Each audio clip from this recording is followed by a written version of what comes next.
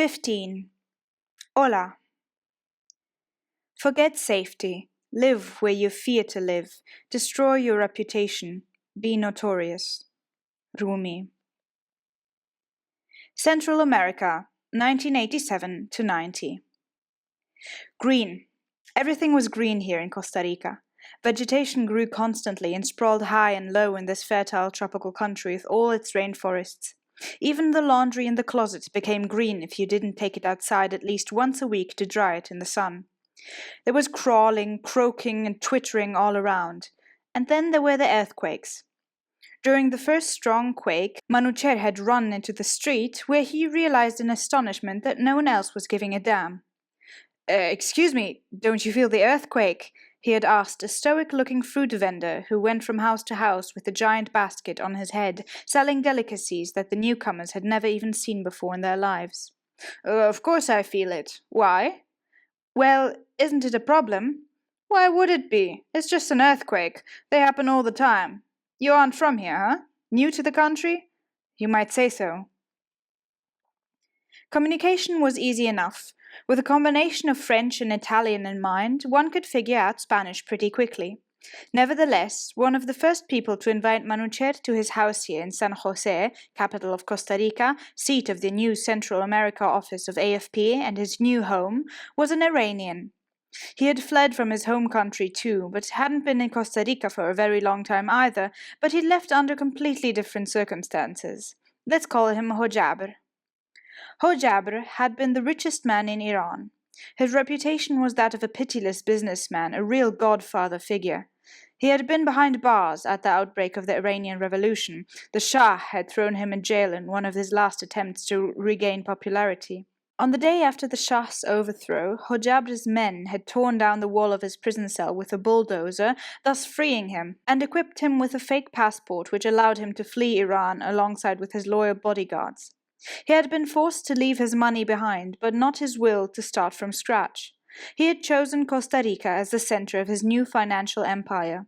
There, without any funds, he had founded banks, luring customers in with promises of 20% interest. With the money he earned from that venture, he'd bought land, mostly coffee plantations, all over the country, and finally declared his bank bankrupt. And he got away with it. Well, thousands of Costa Ricans hated him because they had lost their savings, but that didn't seem to bother him terribly.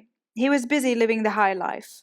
Many of his dodgier businesses could hardly be accounted for, as Hojabr categorically refused to take notes or keep accounts, none of that.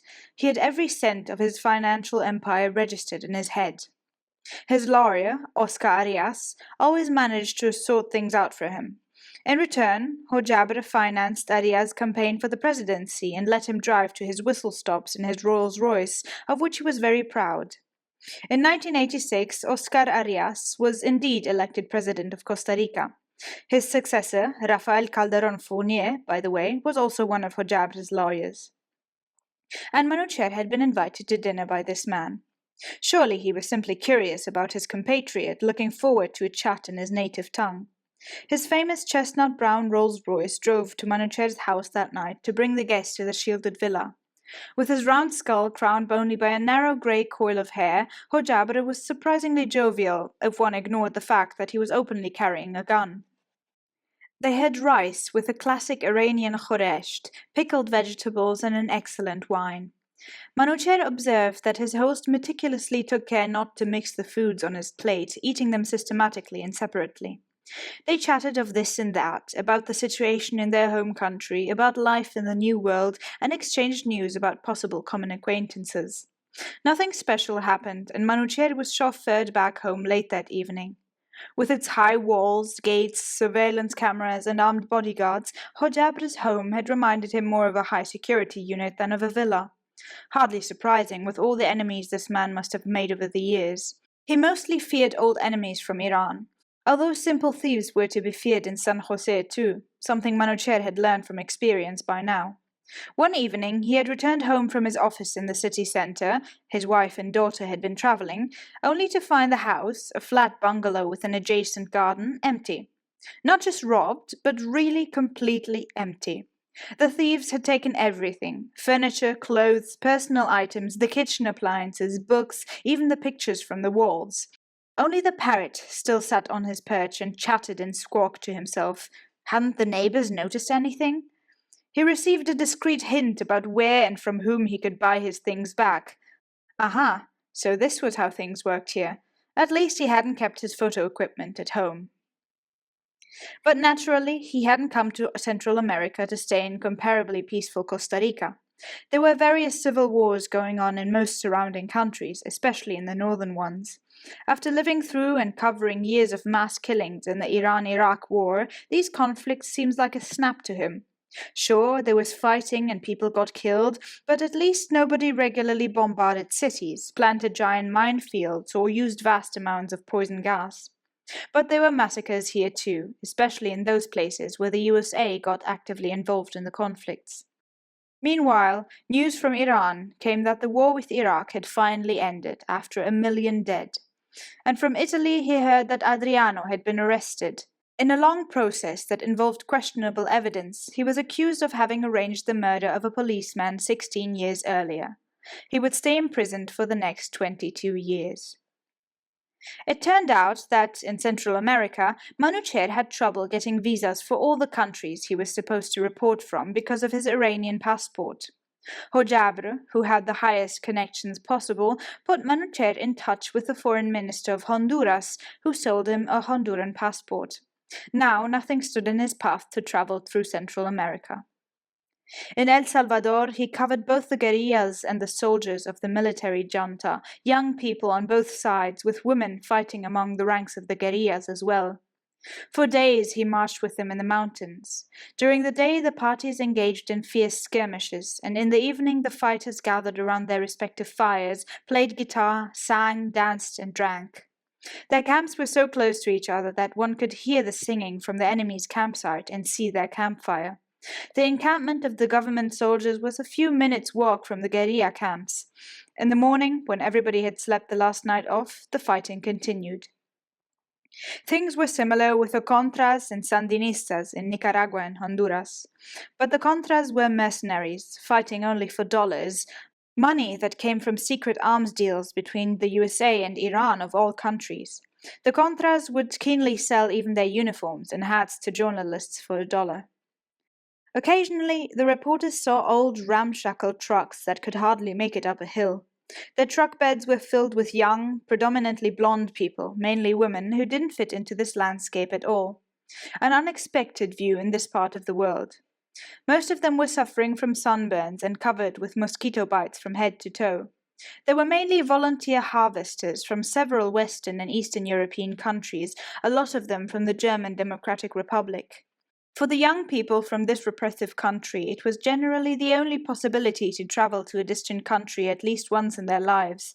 The reporters called them sandalistas. At the same time, Nicaragua was a popular drug transshipment point for cocaine traders from Colombia. They came with small aircrafts and brought their cargo to hidden camps in the rainforest, from where they were to be shipped to the United States. The drug money, too, went equally to the funds of Contras and Sandinistas. Sometimes one of the planes wouldn't make it to its destination and instead crashed into the green hell. Then Manoocher and his colleagues would move in with their cameras, finding a dusty white swath in the forest, the trees bearing cocaine bags. Jungle snow. The local population saw this kind of additional income as a gift from heaven. The most brutal of all those Central American civil wars was the one in Guatemala. Both sides were uncompromising and brutal. Under no circumstances did they accept journalists. Manoocher wasn't able to capture much more than daily life and religious ceremonies in Guatemala without risking his life. But all those civil wars were now finally meant to end. A peace process under the guidance of Costa Rican President Oscar Arias was supposed to bring peace to Central America. For this purpose, 12 conferences between the presidents of Costa Rica, Nicaragua, Honduras, Guatemala, and El Salvador took place, always in the region's best luxury hotels. Of course, the press was present as well. Negotiations went on until the late evening, but after that everyone went hog-wild. State presidents, ministers, their staffs, and journalists, all of them danced, drank, and partied together. It wasn't uncommon to see cocaine involved as well, but Manoocher didn't like the macho drug. All the guests were very exuberant, and after a while also rather lit. The wife of the Guatemalan president made a scene in front of everybody during one of these parties because her husband had danced with another woman. Despite the airiness at night, or maybe precisely because of it, the meetings had an impact. Negotiations were successful, civil wars were ended, and Oscar Arias got the Nobel Peace Prize for his initiative. In May 1989, the citizens of Panama were going to the polls. Several opposition candidates were challenging the governing ruler Manuel Noriega. The government wasn't exactly thrilled to have international press coverage around. The AFP office in Panama City was raided several times, and each time they had to set up another provisional headquarters somewhere else. Manoocher was busy dealing with the situation when he got a call. "Hi, Manoocher, this is Chris Morris." Hi, Chris. You okay?" Yes, fine. I'm at the airport in Panama City at the moment, and I have a small problem." "Tell me." "I got a young friend of mine here who wants to be a photojournalist. I brought him along, but because he has no references and no press card, they won't let him into the country. Can you do something from the agency side, I mean?" "I'll try." "Thanks, man." One call to the state press agency and several faxes later, the young man was in the country. He was from New York, and his name was Ron Haviv. "Listen, Ron, I really need more people here," Manoocher told him when he stopped by the current provisional AFP office. "There are two serious opposition candidates, Guillermo Endara and Guillermo Fort. Can you get us some images of them? I need campaign appearances, handshakes, raised fists, supporters with posters, the usual stuff." The next day, Ron returned with some exposed film rolls. "I might have something here," he said. "Take a look, there was kind of a brawl." They developed the photos together, and Manoocher caught his breath. "Do you know what you photographed here, Ron? We'll have to send this to Paris right away." "Really? Oh, good." The photos were shocking and a sensation at the same time. One of the opposition candidates, Ford, had been beaten up by the hitmen of Noriega's regime, the Batallones de la Dignidad, the Battalions of Dignity. While covered in blood and trying to fend off more blows, he was able to escape in a car. With the low quality and frequently interrupted phone lines in Panama, the photo transfer took the whole night, until 7 in the morning. It was the only photo ever to make it to the front covers of the Newsweek, Times Magazine, and US News at the same time. The coalition of Endara and Ford, by the way, outright won the elections, which were immediately declared null by Noriega. Several months later, shortly before Christmas, rumors circulated that US troops had started the invasion of Panama in order to topple and arrest Manuel Noriega. The photos of the bloody, beaten opposition candidate might have played a role in the decision, along with Noriega ignoring the election results and his drug business. All of the country's airports were closed, so Manoocher and his AFP colleague Arturo Gudino drove to the border between Costa Rica and Panama. As it turned out, all border crossings had also been closed at the CIA's command, but a reporter should always have a few special contacts at hand, and nowhere is the border more pervious than in the forest. Guided by a local scout, the two men walked for hours through the muggy and hot rainforest, carrying all their equipment on their backs. Apart from the cameras, they had a satellite telephone for transmitting photos, not a small or lightweight device at the time, a travel typewriter, and an entire mobile photo lab to develop the films. The carrying straps cut into their shoulders, and they had to change sides frequently. A number of times, exhausted from their efforts, they had to take breaks to sit down for a few minutes and drink some lukewarm water. The air was humid and smelled heavily of flowers and decay. Above them, in the tree-tops, birds screeched, and sometimes monkeys screamed too. There was no path to be seen, and sometimes they got skeptical, but their guide assured them that they were going the right way. Branches and twigs repeatedly blocked their way, and they had to push them away or duck their heads and pass below them. They stumbled, one behind the other, along the swath. Manoocher walked behind the other two. All of a sudden, he saw a crimson, black, and yellow ringed snake hanging from the branch under which Arturo was just ducking. "Watch out!" he shouted, but by this time the bundle on Arturo's shoulder had already brushed the snake off the branch. It was now lying on the bag, right next to Arturo's neck, looking around and hissing. "Careful!" Manoocher shouted again. "Snake! On your bag!" Arturo let go of his bags at once and jumped a meter back. The snake slowly wriggled from the pile of bags and into the underwood. The guide, who had heard the shouts, turned around and came back towards them. He pointed at the snake. "You were lucky," he said. "They're really poisonous." They finally arrived at a small village in western Panama in the early afternoon. They had made it! At the border of the village, they thanked their guide and paid him the promised sum. He immediately turned around to walk back to his own village on the other side of the border. A few dogs were dozing in the shade of houses, lifting their eyelids and ears only slightly to watch the two men pass, but not moving otherwise. The reporters looked at each other. "Now what?" Manoocher asked. "You think we can rent a car here?" "We'll ask around. Let me do it," Arturo said. They took up their bags again and walked towards the church bell tower, where they assumed they'd find the village centre. As they expected, there was a bar at the church square in front of which some men sat on simple benches and played cards. Others were leaning against the open door, curiously looking at the foreign newcomers. "Hola," Arturo addressed the men. They greeted him back. Under the watchful eyes of the male village population, they entered the bar and ordered a well-deserved cold beer. A bowl of turtle eggs was standing on top of the counter, a common snack in rural bars in the area. The barkeeper wiped the counter with a not-so-pristine anymore cloth to chase the lazily crawling flies away. Music sounded from a transistor radio behind the bar, something rhythmical, maybe calypso. Arturo started up a conversation with the men at the bar and, by their second beer, managed to secure a functioning, if not exactly new car, as well as its owner Carlos, who was praising his excellent driving skills.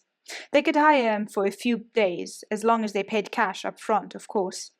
After agreeing on the details, they packed their equipment into the trunk of the car and were off, with Carlos as their driver, on the several 100-kilometer-long journey to Panama City.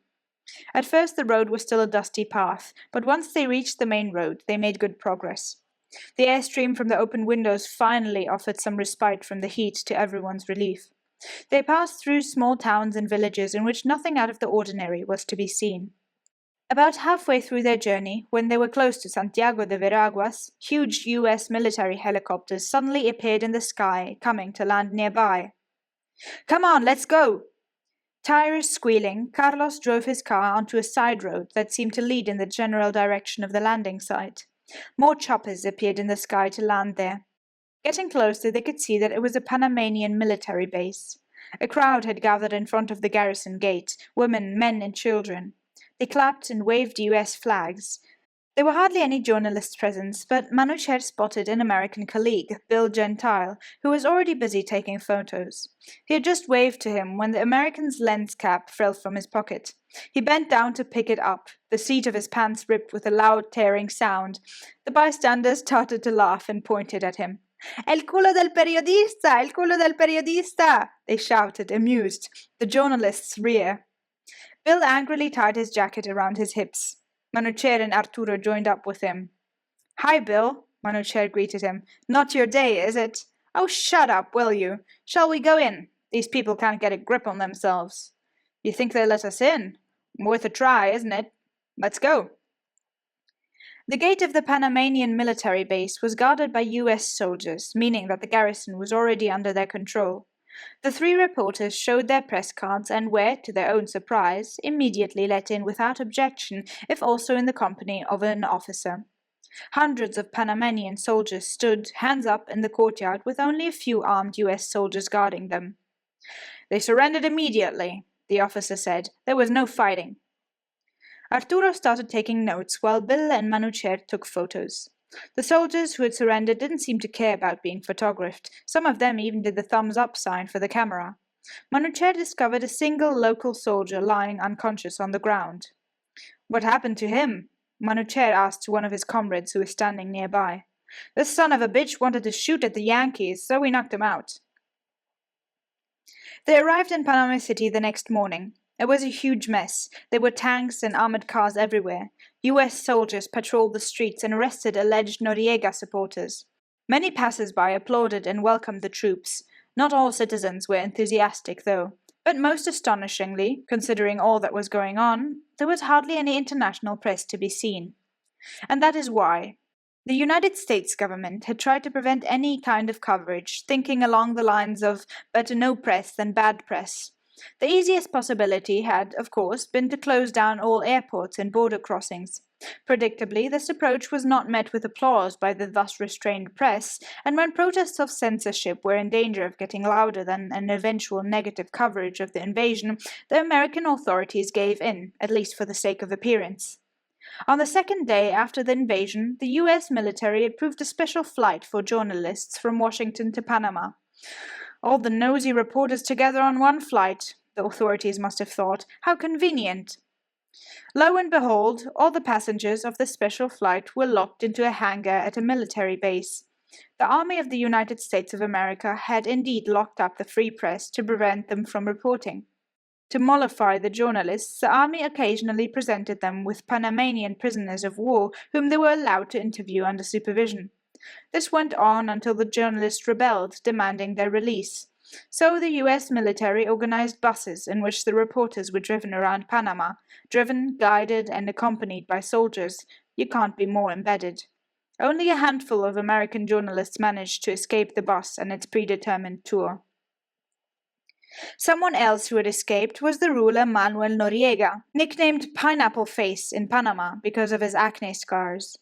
His capture had been the army's main objective. He had managed to flee to the Vatican nunciature, meaning embassy, even if the Holy See wasn't overly enthusiastic about these developments. Apparently, Noriega had threatened the Vatican ambassador with a civil war in the country. Now the toppled potentate sat in the papal nunciature in Panama City, surrounded by US-American armored cars. Some of them were graffitied with the words Merry Christmas, for Christmas had arrived. But the Vatican still refused to extradite Noriega. US troops turned to psychological warfare. It was common knowledge that Noriega hated Western rock music, so the soldiers installed big loudspeakers all around the Vatican embassy and played, amidst the densely inhabited neighborhood, rock music around the clock at the highest volume. They played the same songs again and again in constant repetition, among them You Shook Me All Night Long by AC/DC, Welcome to the Jungle by Guns N' Roses, and the vastly more tasteful Too Old to Rock and Roll, Too Young to Die by Jethro Tull. Noriega might have been annoyed, but the papal envoy, Monsignor Laboa, couldn't bear it after a few days and convinced Pineapple Face to turn himself over to the Americans, which he finally did. Amidst all these events, Manoocher's second daughter, Sara, was born in San Jose. 16. Why one French army ration is worth 2 American rations. War is God's way of teaching Americans geography. Ascribed both to Mark Twain and Ambrose Bierce. Persian Gulf region, 1990 to 91. Latin America was exciting, warm, cordial, and exotic, but eventually Manoocher felt drawn back to the old world. By the end of 1990, Iraqi troops had invaded Kuwait, prompting US intervention and instigating the conflict that would be termed the First Gulf War in English, the Second Gulf War in German, and the Third Gulf War in Arabic. Manoocher realized that was where he had to go.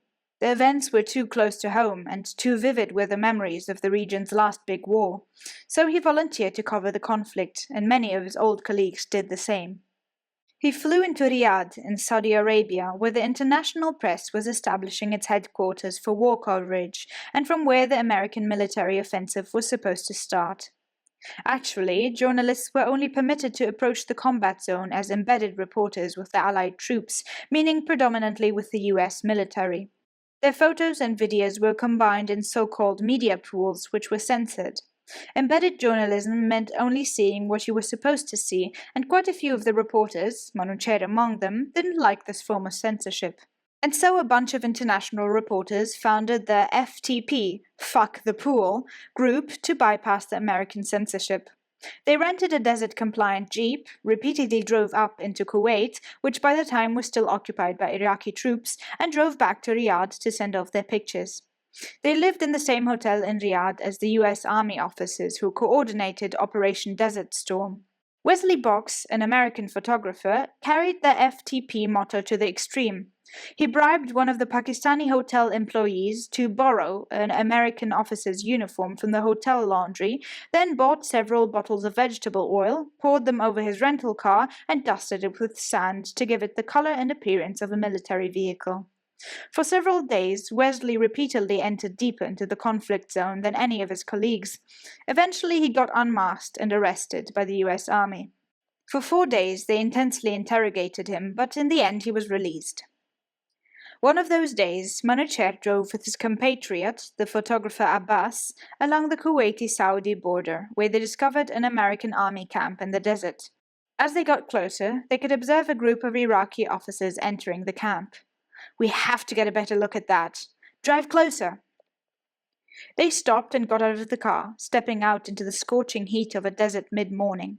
They could only shoot a few distant photos of the officers' backs before being seized by an American patrol, rudely grabbed by the arms, dragged back into their car, and forced to drive on. As it turned out, the Iraqi officers were there to secretly negotiate the conditions of their capitulation. When news reached the Saudi capital Riyadh that the Americans had reached Kuwait and that the Iraqi troops had fled, the FTP photographers packed their jeep with food and water and drove the approximately 650-kilometer trip north. At first, Kuwait was like a ghost city. Everything was closed, there was nothing to buy, not even to eat or drink. A single hotel was open, and even there was nothing to eat, and at first not even water. The only source of food was the army ration packs, MREs, meals ready to eat. The French rations, in contrast to the much more common American ones, included a small bottle of wine. Thus, a brisk trade in ration packs arose. One French pack was worth 2 American ones. However, Manoocher had brought his own currency from Saudi Arabia, basmati rice. In the evening, colleagues practically queued up in front of his hotel room to get some rice prepared the Persian way. On these occasions, they inevitably emptied 1 or 2 little wine bottles from the French army ration packs.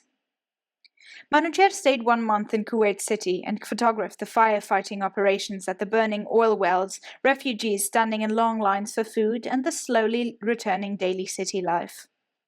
"What was the worst thing about the war?" he asked a Kuwaiti man who stayed in the city during the conflict. "It was terrible," he replied. "All our staff fled. I didn't know how to turn on the stove or switch on the lights. We even had to prepare our own food, otherwise we would have starved." One day, Abbas heard that one of the restaurants in town had reopened. "How about a real meal for a change?" he asked. He didn't need to ask twice. 10 hungry reporters set off immediately. It was a buffet, and the food looked frighteningly familiar. "Where exactly is this food from?" they asked the Egyptian waiter. "Oh, that's the American ration packs, you know." On his way back into his hotel room, Manoocher was approached by an Iranian in the lobby. He was a weedy man, with the obligatory 3-day stubble and the always slightly grubbing-looking clothes that the mullah regime and its followers seemed to think appeared pleasing to God. "Manoocher Deghati?" the man asked. "How do you know who I am?" "Let's just say we know you. Mr. Rafsanjani would like to talk to you." "Excuse me? Rafsanjani?" Ali Akbar Hashemi Rafsanjani was the current president of the Islamic Republic. His son, to be precise. "Over here, please." And indeed, there, sunk deeply into one of those overly soft lobby armchairs, sat Mehdi Hashemi Rafsanjani, a chubby man with a black mustache. "Mr. Deghati, pleased to meet you," he said from his armchair. Manoocher only nodded silently. What the devil did this man want from him? "I hope you are doing well," Rafsanjani continued politely. "I can't complain." "Good, very good. But don't you miss Iran?" "Could you get to the point, please?" Manoocher had no patience for small talk with this man. "With pleasure. Look, we saw in the newspapers that you accompany and photograph American companies extinguishing burning oil wells. That is correct, isn't it?" He knit his brows. "Yes, that's no secret." "Well, yes. We have heard that they are working with technical equipment that is not available to us.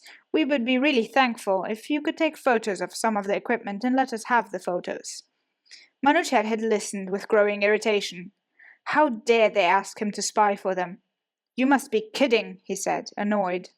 "No, not at all. We are aware that we have our differences of opinion, but I can assure you that we will compensate you handsomely." Now Manoocher's anger boiled over. Somehow he nevertheless managed to reply, "My work is compensated by my employer. I don't want your money. You should be ashamed of yourself to ask a journalist to spy for you. I know you would do anything for money, but I can't be bought." He turned around and left without another word. The airport to Kuwait still wasn't open to civil aviation. To return home, Manoocher had to return by car to Riyadh. He shared a rental car and many hours of driving with a Mexican journalist colleague, Epigmenio. After crossing the border and passport control to Saudi Arabia without any problems, Manoocher took the wheel, listening to music to stay awake in the monotonous landscape while Epigmenio slept. About 100 kilometers before Riyadh, a sand drift covered parts of the street. Manoocher drove around it as much as possible, but nevertheless the car bounced a bit on the otherwise well-constructed and maintained road. Epigmenio woke up and yawned. "Everything all right, man?" he asked. "Everything's good. We've almost made it. Soon we'll be in Riyadh. And then home. How nice." Epigmenio felt around for his bag. All of a sudden he looked around in panic, eyes wide open. "Hey, where's my bag?" "Oh, I don't know. You don't have it?" "No. Can you stop for a minute?" They stopped at the sandy roadside and opened the doors. Baking hot desert air streamed in towards them. "Wow, that's hot. Let's hurry." They searched the car from front to rear. Nothing. Epigmenio's bag wasn't there. He was getting panicky and started to flail about. "Damn! What should I do? It's gone!" First step, calm down. What was in the bag? "Everything! Just everything! All my documents and films, the receipts, $9,000 in cash.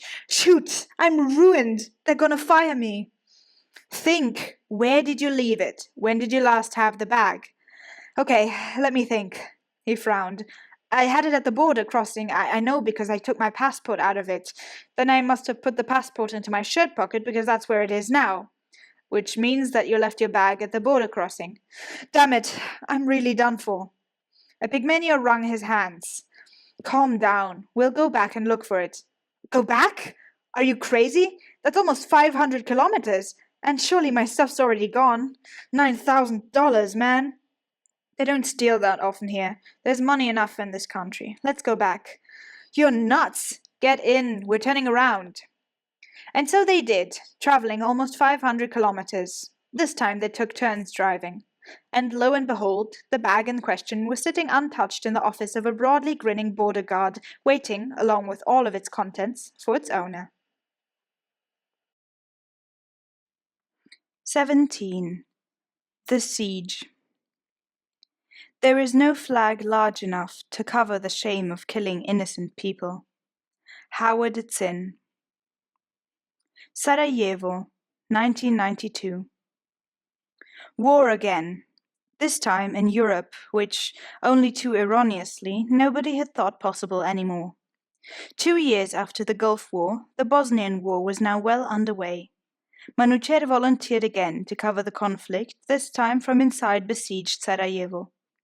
The Bosnian city had been surrounded by the Bosnian Serb army of the Republika Srpska and cut off from the overland route. It was only with the help of UN peacekeeping troops that relief supplies, as well as journalists, could be flown into the city or back out. "Are you sure you really want to go?" they asked Manoocher at the headquarters in Paris. "You've got a Muslim name. If the Serbs catch you, they'll kill you." He assured them that he did want to go, and so they made him a new press card under an assumed name. Now he officially was Stefano Cristobal, a photojournalist from Mexico, just in case he was captured. A UN flight brought him to the besieged city. Already, while landing, the airstrip was shelled. Welcome to Sarajevo. Such a short flight from Paris, and you're right in the midst of a war zone, he thought in dismay. Peculiar to think that he was still in Europe. The contrast seemed almost unreal. Accompanied by a United Nations peacekeeping convoy, he and the other incoming journalists made their way to the Holiday Inn Hotel, which in those days constituted the headquarters of all international press representatives and news agencies, including AFP. On the ride there, they could see the destruction in town. Almost every building bore signs of shelling, many windows were broken, everything was grey and dusty from the debris of bombardments, and the streets were virtually empty. Only occasionally did one or another pedestrian hurry in great haste through the streets, always on their guard against snipers, presumably looking for water or food. His predecessor on location, a French journalist, had left town the same day with a UN flight on which Manoocher had arrived. When Manoocher stepped into the room that was to be his office in the coming weeks, he stopped short. It was unusually bare. No computer, no printer, no helpful lists of local contacts, but most notably, no diesel generator. Of the more valuable, and thus black market sellable, pieces of the office inventory, nothing had been left. He called the interpreter and confronted him. "What's happened here? Where's all the equipment?" But your predecessor sold everything. He said it wouldn't be needed anymore." "What? So how am I supposed to work here?" The man shrugged his shoulders. "I have no idea." "And the generator?" "Sold, just like everything else. He told me the office is going to be dismantled and closed." "And the car?" That too." It turned out that his predecessor had indeed sold all kinds of agency equipment and added the profits to his own account, meaning that Manoocher had to buy everything he needed at high cost from the black market. They were probably even the same items he was buying back. A complaint sent back to the Paris headquarters didn't lead to the colleague getting fired. No, he was sent on a 3-month paid vacation as punishment. Some people have less shame than you can imagine. The Holiday Inn received mortar attacks and shelling daily, and was also fired at by snipers who especially targeted the cars leaving or entering the hotel parking. Normally, though, the reporters managed to make it safely out of the hotel and back. Many citizens of Sarajevo were less lucky under the constant fire. One early morning, when Manoocher was still in bed sleeping, he was awoken by a clink and a faint crack very close by. He slowly opened his eyes, lifted his head, and looked around his room. A hole gaped at the upper rim of the window as if a bullet had hit it. He looked down next to him, and there was, no, not a bullet, but a piece of shrapnel. It had hit the mattress right next to his pillow. He touched it, almost burning his fingers. It was still that hot. Once again he had barely escaped with his life. To top it all off, it was his birthday today, but who would think of celebrating in a situation like this? Instead, he was planning to visit some Middle Eastern students in their student hostel, where they had been surprised by the besiege. For over a year now, they had been stuck here without any possibility of contacting their families and letting them know they were alive. Matters were complicated further by the fact that their savings were used up and they were struggling to find enough to eat. Manoocher wanted to bring them some food. Like most buildings in town, the student hostel had clearly been damaged by grenade shelling.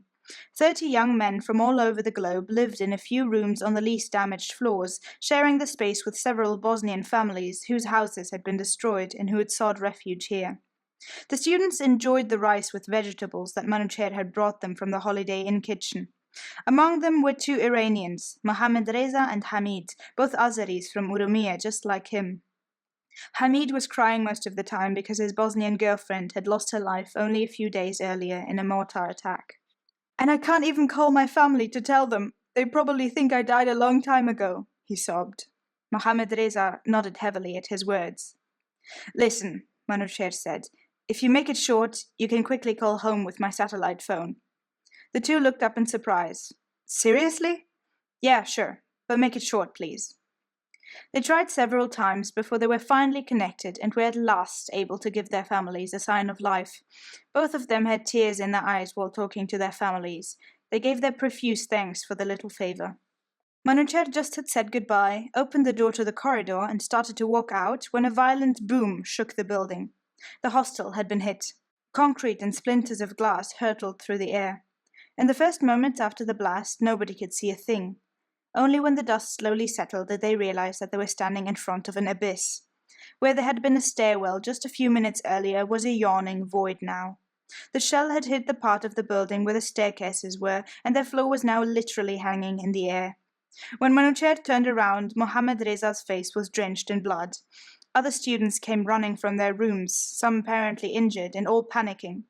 "Bashir!" someone called out, drowning out the general screaming and moaning. "Bashir, no!"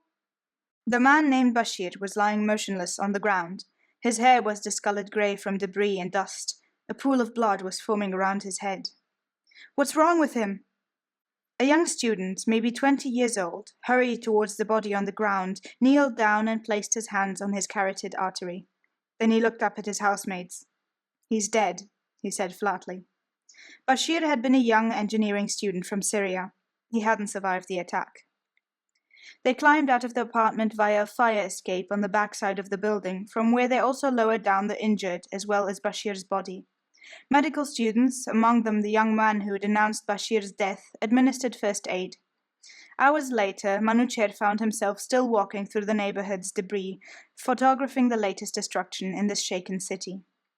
In the evening he returned, bone-weary, sweaty, and quite dusty to the Holiday Inn, took a quick shower, and went down to the hotel basement. Because of the constant mortar attacks, most of the inhabitants' daily activities took place in the basement rooms. They only slept in the hotel rooms upstairs. Even the breakfast room at the hotel restaurant had been moved underground, if you could still call the institution serving the meals a restaurant, considering how scarce resources had become. Nevertheless, the hotel staff excelled in extreme resourcefulness and the art of improvisation, and managed, despite adverse circumstances, to serve food every day. Manoocher didn't have an appetite, but he knew he had to eat to stay in good condition. He wondered what they might be serving today as he entered the underground restaurant that also served as lounge and workspace for resident journalists. "Surprise!" one of them shouted. Manoocher flinched, having been still absorbed in his thoughts. "Happy birthday, man!" That came from Spanish author and writer Arturo Pérez Reverte. "Hey, many happy returns! Time to party!" That was Greek colleague Yanis Bachrakis. "Well, we still can," someone added. "Thanks, guys. Great idea," Manoocher replied, only too willingly accepting the chance to get distracted. "Unfortunately, it looks like there aren't any drinks left. It'll be a pretty dry party." "Well, I've got something," Yanis said, and produced a bottle of Prosecco from behind his back. "Whoa, where did you find that?" "Let's just say I have my sources, but it's the last one, so drink slowly and enjoy." Once they had divided the bottle's contents into tiny portions in many glasses, the chef de cuisine came rolling in a trolley from the improvised subterranean kitchen. It held a birthday cake. Somehow the kitchen staff had even managed to obtain chocolate during the siege. Manoocher had to swallow the lump in his throat. "Thank you, guys. This is really a surprise. Thanks a lot. I really needed it. Cheers!" And they clinked glasses. That night everything stayed quiet, but that would change in the nights that followed. Some of the reporters were still sitting in the basement and working or chatting while the television played an international news channel, while others had already gone to bed. All of a sudden, the building shook under a mighty blow, and immediately the lights went out. It was suddenly pitch dark and dead silent. The power was gone. Only the sound of chairs scraping over the bare concrete floor could be heard. "I'd say the hotel's been hit," said a Belgian journalist. "I'll go up to check." "I'm coming with you," Manoocher said. He took out a flashlight from his photo backpack. In the dim light of the small flashlight, they carefully climbed up the stairs. The staircases seemed intact. That was good. Nobody was screaming, but at this point they weren't sure whether that was a good or a bad sign. The air was dusty and warm, but they couldn't smell any smoke. Finally, on the second floor, they saw dust gushing from beneath a door to a room. "Is that smoke?" "No, it's just dust. You can open the door." The Belgian touched the doorknob and felt that it wasn't hot after all. He turned it slowly, and indeed the door wasn't locked. He pushed the door open, and the two of them looked into the room, or rather right out of the room onto the city, because the room's outer wall was missing. The furniture was just a dusty pile of rubble. On the remains of the bed lay a dud shell. "Damn!" Manoocher exclaimed. "Does anyone live in the neighboring rooms?" The Belgian pointed to the door on the right side of the destroyed hotel room. It was the only other door around that hadn't been blown open by the impact, meaning that it was probably locked. "I think Christiane has her room here. Just knock." Manoocher knocked, first gently, then, when there was no answer, louder. "Yes, who is it?" a sleepy voice replied. "What's going on? Didn't you hear the explosion?" The door opened, and the war correspondent of a major American news channel stood in her pajamas on the doorway. "What's wrong?" she asked again. Manoocher had to laugh. "Come with us for a moment. We have to show you something." And they showed her the totally devastated room with the dud shell next door. The Bosnian National Library wasn't as lucky.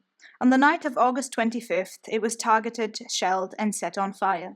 2 million books, treasured medieval manuscripts and precious historical documents among them, fell prey to the flames. Firefighters and volunteers tried all day to save what could be saved, spurting water from insufficient hose pipes and carrying as many books as possible from the burning building to safety. Throughout it all, the aides were targeted by Serbian snipers. Several were injured and some fell victim to the bullets. Days later, charred remains of book pages still floated through the air of Sarajevo and cloaked the already desolate city in a rough grey snow of destroyed knowledge. Manoocher had heard that a high-ranking jihadist from Saudi Arabia was spending time in Bosnia, or at least that he financed and coordinated some operations around here. Rumor had it that he was running about in ankle-length camouflage print garb, a motif that Manoocher would have loved to photograph. The name of that man was not a household name yet. His name was Osama bin Laden. Despite an intense search, Manoocher was never able to find out about his whereabouts in Bosnia. A personnel turnover was due. French journalist Patrick was to be replaced with another colleague from the headquarters in Paris. Manoocher wanted to accompany his departing colleague to the airport so that he could welcome his new one. To reach the airstrip outside the city via the dangerous and heavily targeted highway nicknamed Sniper Alley, the reporters had to drive in a convoy with at least 4 armored United Nations cars. This time, they were escorted by a group of French blue helmets, 2 vehicles in front of the press car and 2 behind. "Looking forward to getting home?" Manoocher asked. "You bet! This mess isn't going to end any time soon. What's the first thing you want to do when you get out of here?" "Ah, I think the same as usual. A cold beer will certainly play an important—" "Merde!" Patrick suddenly exclaimed. Manoocher looked up to the street. A group of Serbian militiamen had jumped onto the tarmac, pointing their machine guns at the cars. Then they heard engines revving. "What on earth are these idiots doing now?" The question wasn't directed at the raiding party, but rather at the UN peacekeepers, who had floored their vehicles and disappeared the moment the militiamen had appeared on scene, leaving the journalists on their slower car behind. Their driver, not at all suicidal, halted the car. The armed men shouted something that none of them could understand. They yelled and gesticulated with their weapons. They were obviously drunk. "Merde, this is the end for us." The group of men came closer to the car. Their faces were drenched in sweat, their gaze unfocused. "Novinar! Novinar! Journalists! Journalists!" the reporters shouted through the open car windows. 3 of the men approached the car with raised weapons. Their breath stank of booze. "French! I'm a Frenchman!" Patrick exclaimed. "We are journalists!" "Mexican! From Mexico!" Manoocher shouted, while thinking with some relief of his fake press card bearing a Christian name, the only identification he was carrying. The highwaymen pulled the car's door handles, but the doors were locked. They signaled them with their guns to get out of the car, either to shoot them or, if they were lucky, to take them hostage. Probably the latter. Foreign hostages were a popular bargaining chip. Patrick and Manoocher didn't see any alternative to giving in to the insistent demands and stepping out of the car.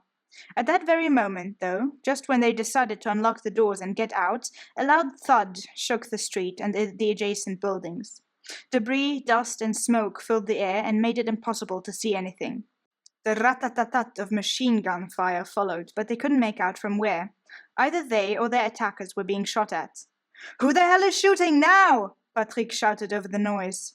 "No idea, and I don't care as long as it keeps these guys busy," answered Manoocher. The highwaymen looked around frenetically, trying to identify the position of their attackers.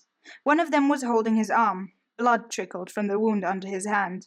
They were so busy defending themselves, or rather figuring out how to get to safety, that the journalist's driver dared to floor the accelerator and their car escaped safely. Naturally, the press agency filed an indignant complaint to the United Nations about the cowardly escape of the blue helmets, but nothing happened. No apology from the UN, no excuse from the French peacekeepers, nothing. Nothing, at least, until 6 weeks later, when it was time for Manoocher to leave too, taking the same road to the airport. He left the hotel for the parking lot where the United Nations convoy was to wait for him. He started in puzzlement, counting 20 armored cars. The local blue helmet commander led the convoy personally.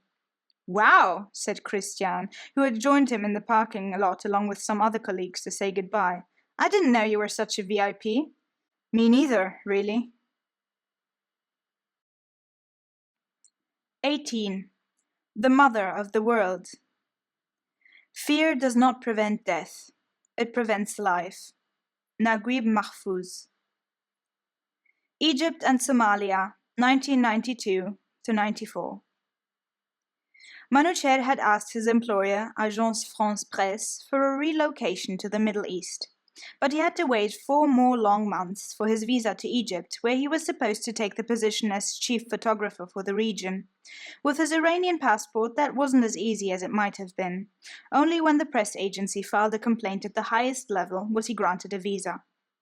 In Cairo, he shared an apartment with his photographer colleague Santiago Leon because he and his wife had separated by now. It had been a difficult relationship from the beginning, born from fear and the longing for survival in the midst of war. And now ad-Dunya, the mother of the world, as Egypt is called by its inhabitants. Cairo was loud, chaotic, and run down, but at the same time somehow familiar. The megalopolis had a particular smell with its strong hint of exhaust fumes that reminded him of Tehran in summer during rush hour. Only a few days after Manoocher arrived, the first bomb, placed by Islamic fundamentalists, exploded in Tahrir Square, where it killed several foreign tourists. This incident would represent only the beginning of a series of attacks which would go on to damage tourism and the country's reputation for a long time. But for now, people still remained optimistic due to the Middle East peace process. The negotiations for the Oslo Treaty had in part taken place in Cairo and Sharm el-Sheikh, a town on the Red Sea. Hopes were high that finally peace could prevail in the Middle East. One of the first of these meetings after Manoocher's arrival to Cairo took place between Egyptian President Hosni Mubarak and U.S. Secretary of State Warren Christopher, and was followed by a press conference. A group of Egyptian and international journalists, cameramen, and photographers entered a room richly decorated with orientalizing white and golden ornaments, in which the two politicians were going to answer questions from the press. Mubarak and Christopher stepped up to the 2 slightly raised lecterns. Mubarak attentively eyed the press representatives. He pointed at Manoocher. "So, you are Israeli," he said. "No, not at all," Manoocher replied. "I am Iranian." Hosni Mubarak and Warren Christopher froze at the same time and took a few steps back. Mubarak's secretary came running to his lectern, murmuring in a low voice, No, it's all right. He's Iranian, but he works for the French." Mubarak's face brightened. "Anta Irani bas mish kedda. You are Iranian, but not that kind," he said, indicating a long beard with his hands. The Egyptian president and the American Secretary of State answered a few questions and then turned towards each other to do the obligatory handshake for the cameras. Manoocher wasn't happy with his shots. "Ya Rais, Mr. President," he said. "Could you do that again, please? Thank you. And maybe look over here? And now look at each other, please. Perfect, thank you." It turned out that each time Manoocher met Mubarak at a press conference, he made a special request when taking photos. After a while, the president, with a chuckle, started to ask of his own accord, "And what do you want me to do today?" One day Mubarak asked him, "And, Iranian photographer, how is life in Cairo?" "Life in Cairo is good," Manoocher replied, "but I have a little problem. Each time I return to Egypt from a trip abroad, I have to wait for hours at the airport while being checked out by countless secret services." "I'll take care of it," Mubarak promised. The next time Manoocher turned to Egypt, the border control officer took his passport, saw his name, and waved him forward.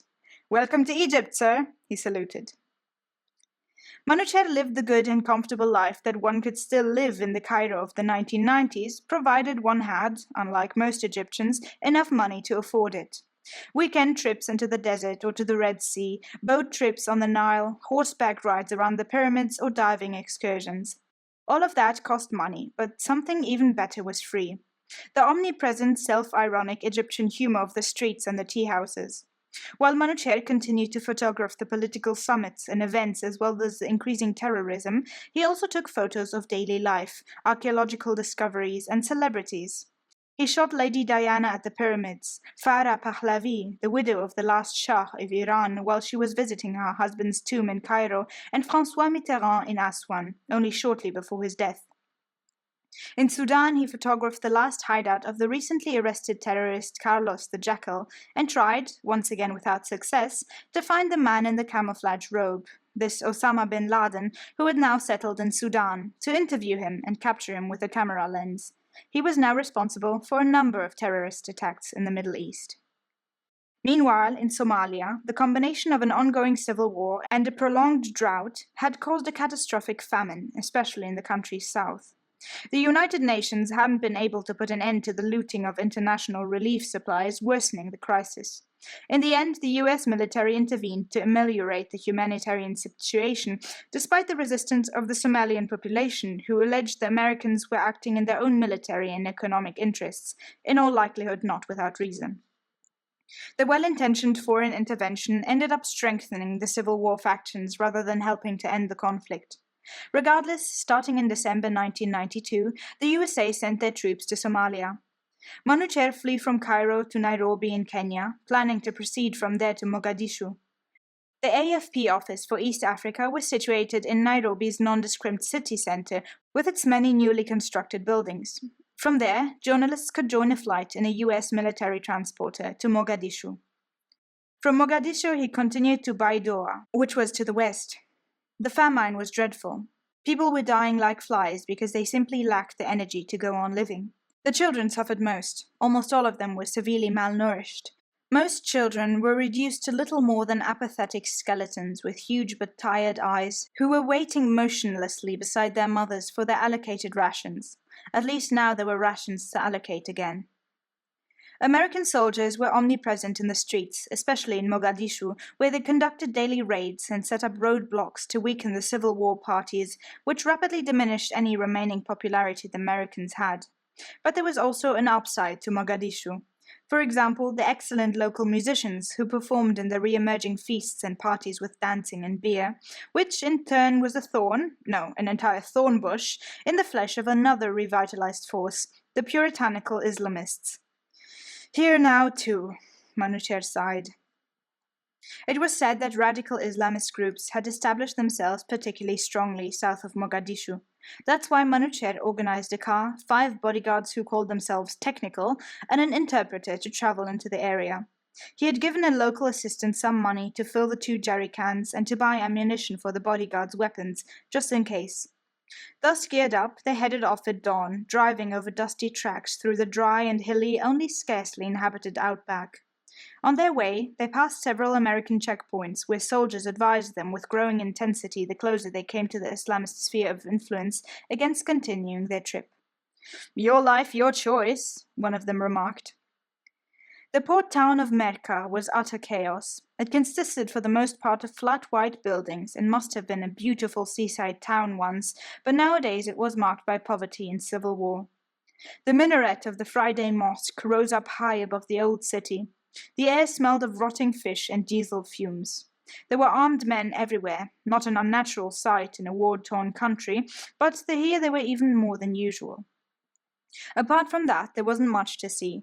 The men weren't particularly loquacious, and women weren't supposed to be seen in public. Nevertheless, the travelers didn't feel in any danger. On their way back, they were about 1 hour away from Mogadishu, and it was already starting to get dark, the motor suddenly started to splutter. The car jerked on for another couple hundred meters and finally came to a halt. They were stuck in the middle of nowhere. There wasn't a settlement anywhere in sight. Manoocher looked quizzically to the driver, one of the technicals. "What's going on?" "The car stopped." "I realize that, but why?" "No gas." "I thought you refilled." The driver gave a little embarrassed cough. They got out the car. "No? Then let's refill now. The jerry cans must still be full." "We don't have fuel." "What do you mean we don't have fuel? What's inside those jerry cans then?"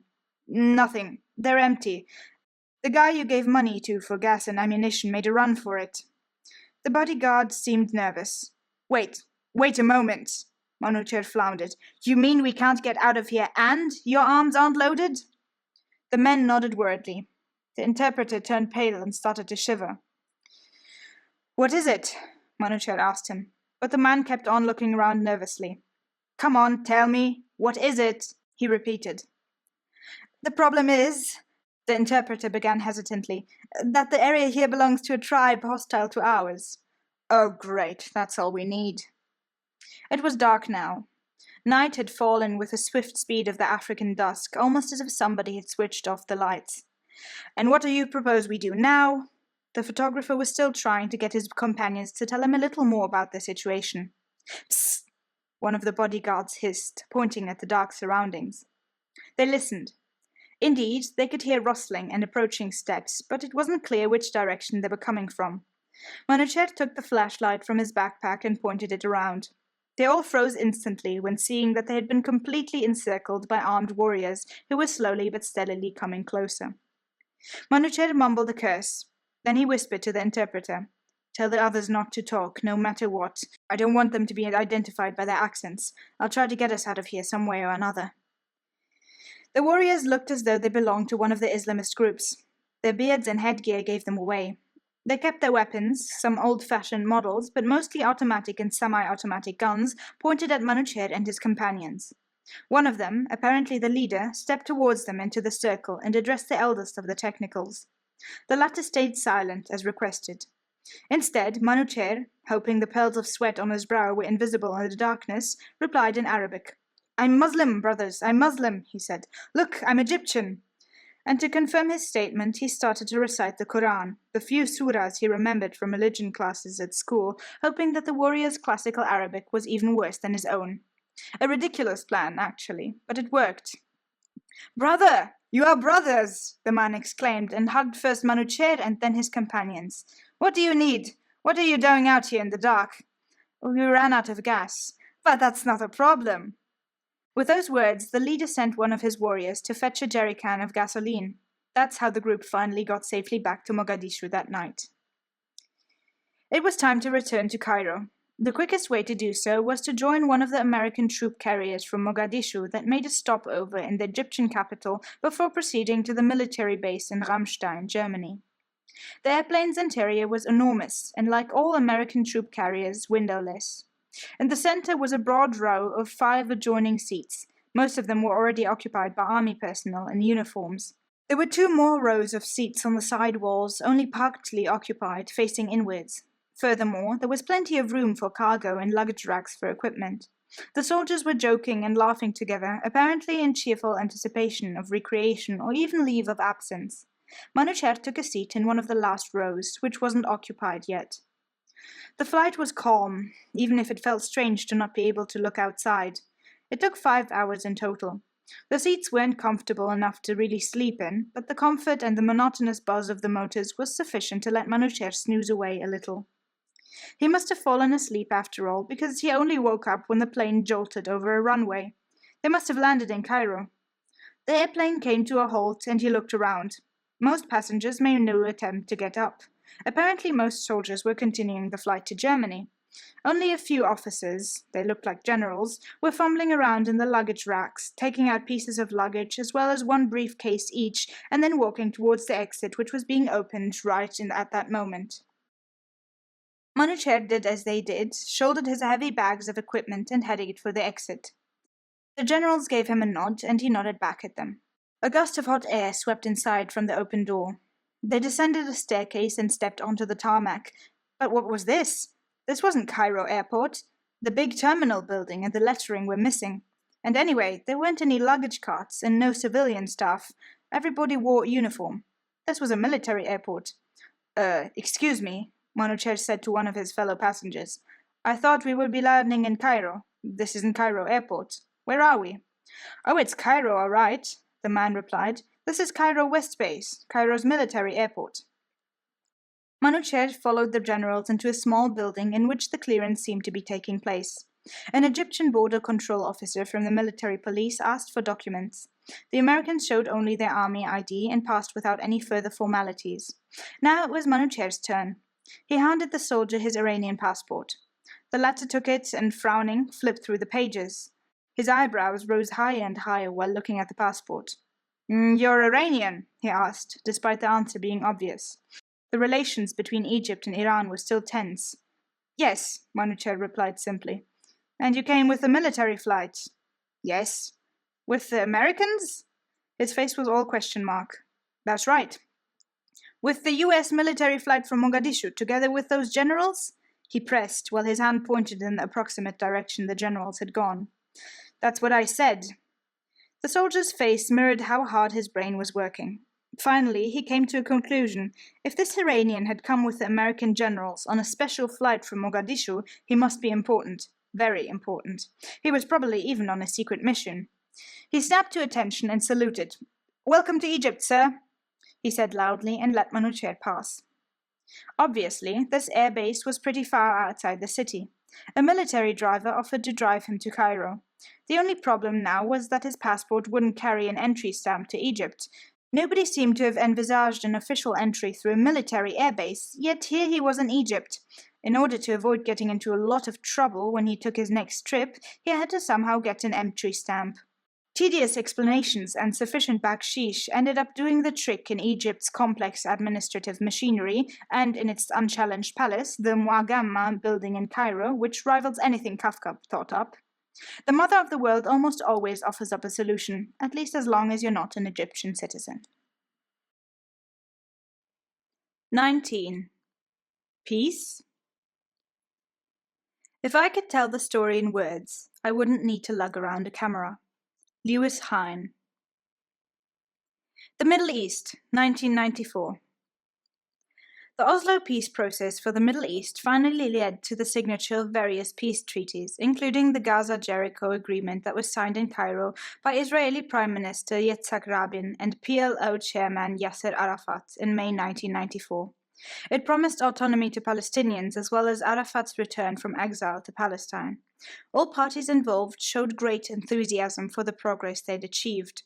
Arafat was planning his return after 27 years in exile. But no one informed the press how and where exactly this trip was going to take place. Would he arrive in Gaza or the West Bank, travel overland or by airplane? Only the night before the event did information leak that Arafat was going to travel by land from Egypt to Gaza. Together with hundreds of other photographers and camera people, among them his friends and colleagues Alfred Yagobzadeh and Alexandra Avakian, Manoocher rushed to Gaza. They arrived early in the morning to Rafah, the border crossing between Egypt and the Gaza Strip. A platform had been erected in what looked like the middle of nowhere, and hundreds of chairs arranged in front of it. It was already awfully hot. Due to the many people who came to see Arafat's arrival, it was extremely dusty as well. People had come from all over the Gaza Strip, some on horse carts, riding on donkeys, or even on foot. The site slowly filled with spectators, and the heat got more and more scorching. Some of the photographers had organized hydraulic ramps, which gave them a better view of the otherwise completely flat plain. Nobody had a clue when Arafat was supposed to arrive, so they waited. At least they had brought enough water, even if it had almost reached the temperature of hot tea. All of a sudden, in the far distance, a cloud of dust materialized and quickly approached them along the road. Shortly after, they could hear the sound of the motorcade. Hundreds and hundreds of people simultaneously jumped up from their seats or off the ground where they had been sitting.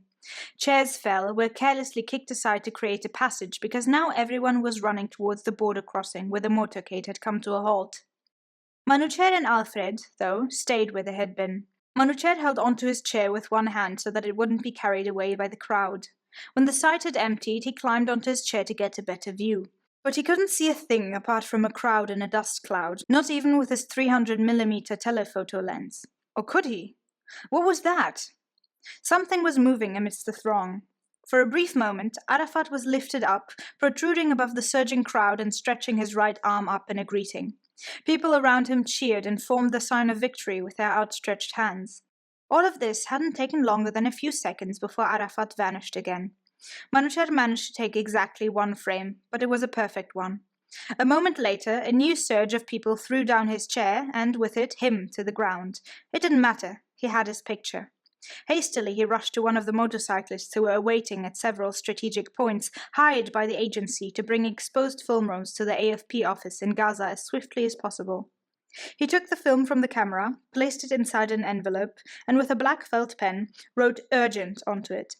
The motorcycle courier took it, and with a quick nod, speeded off. Manoocher returned to the convoy to take more photos until it was almost noon, when Arafat drove on towards Gaza City, and the heat had become unbearable anyways.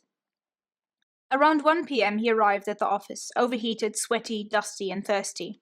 He washed his face in the bathroom and quenched his thirst with cool water. Then he sat down at a free computer and logged into the image database to see how his photo of Arafat had turned out. He scrolled down the page. There were dozens of photos of waiting Palestinians, hands stretched high or men in uniform, but none in which Arafat could be recognized. He got up in astonishment. Hopefully nothing had happened to the motorcyclist. He approached the photo editor on duty. Salut, Patrick.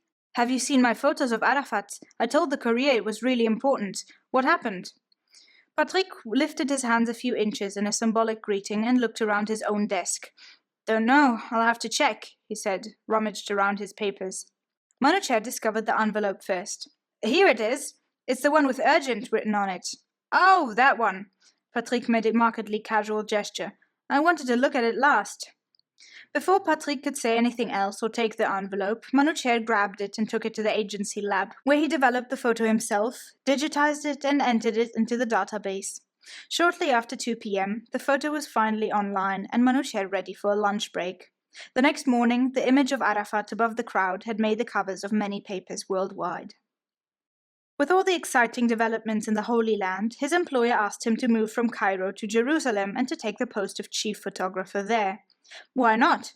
Jerusalem was certainly less noisy and tidier than Cairo, and so unbelievably charged with history.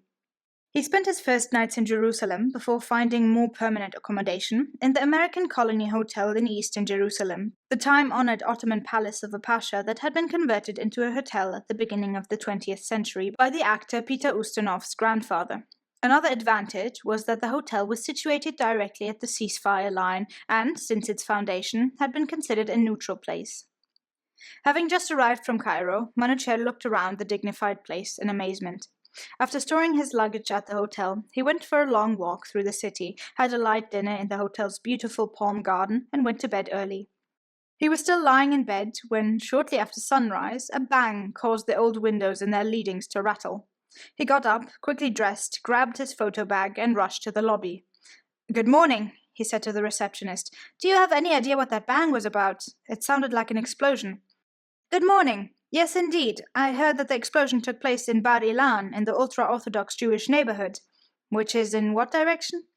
The receptionist pointed in the approximate direction, about northwest. "You're a journalist, aren't you? Shall I call you a taxi?" No, thank you. My office has provided me with a rental car." "Good luck, sir." He got into the small and maneuverable car and started the engine. From the small side road, he turned north onto Nablus Road. And now? He saw a group of police cars with blue lights switched on, cutting their way through the traffic. If there really had been an explosion, they would be heading in the same direction. He followed them into the street they had turned into. From here they went straight on, towards the increasing noise, until they arrived at a roadblock. The police cars were let through, but a policeman stopped Manoocher. "You can't proceed here. The road is blocked," the policeman said through an open window. "I'm a journalist." "You'll still have to leave your car here. You can walk in on foot if you like." He found a place to parking, left the car there, took his camera bag, and walked towards the direction of the sirens. As he got closer, a gruesome picture of destruction unfolded. A burning bus, completely torn apart, stood across the street lanes. There was smoke and blood everywhere.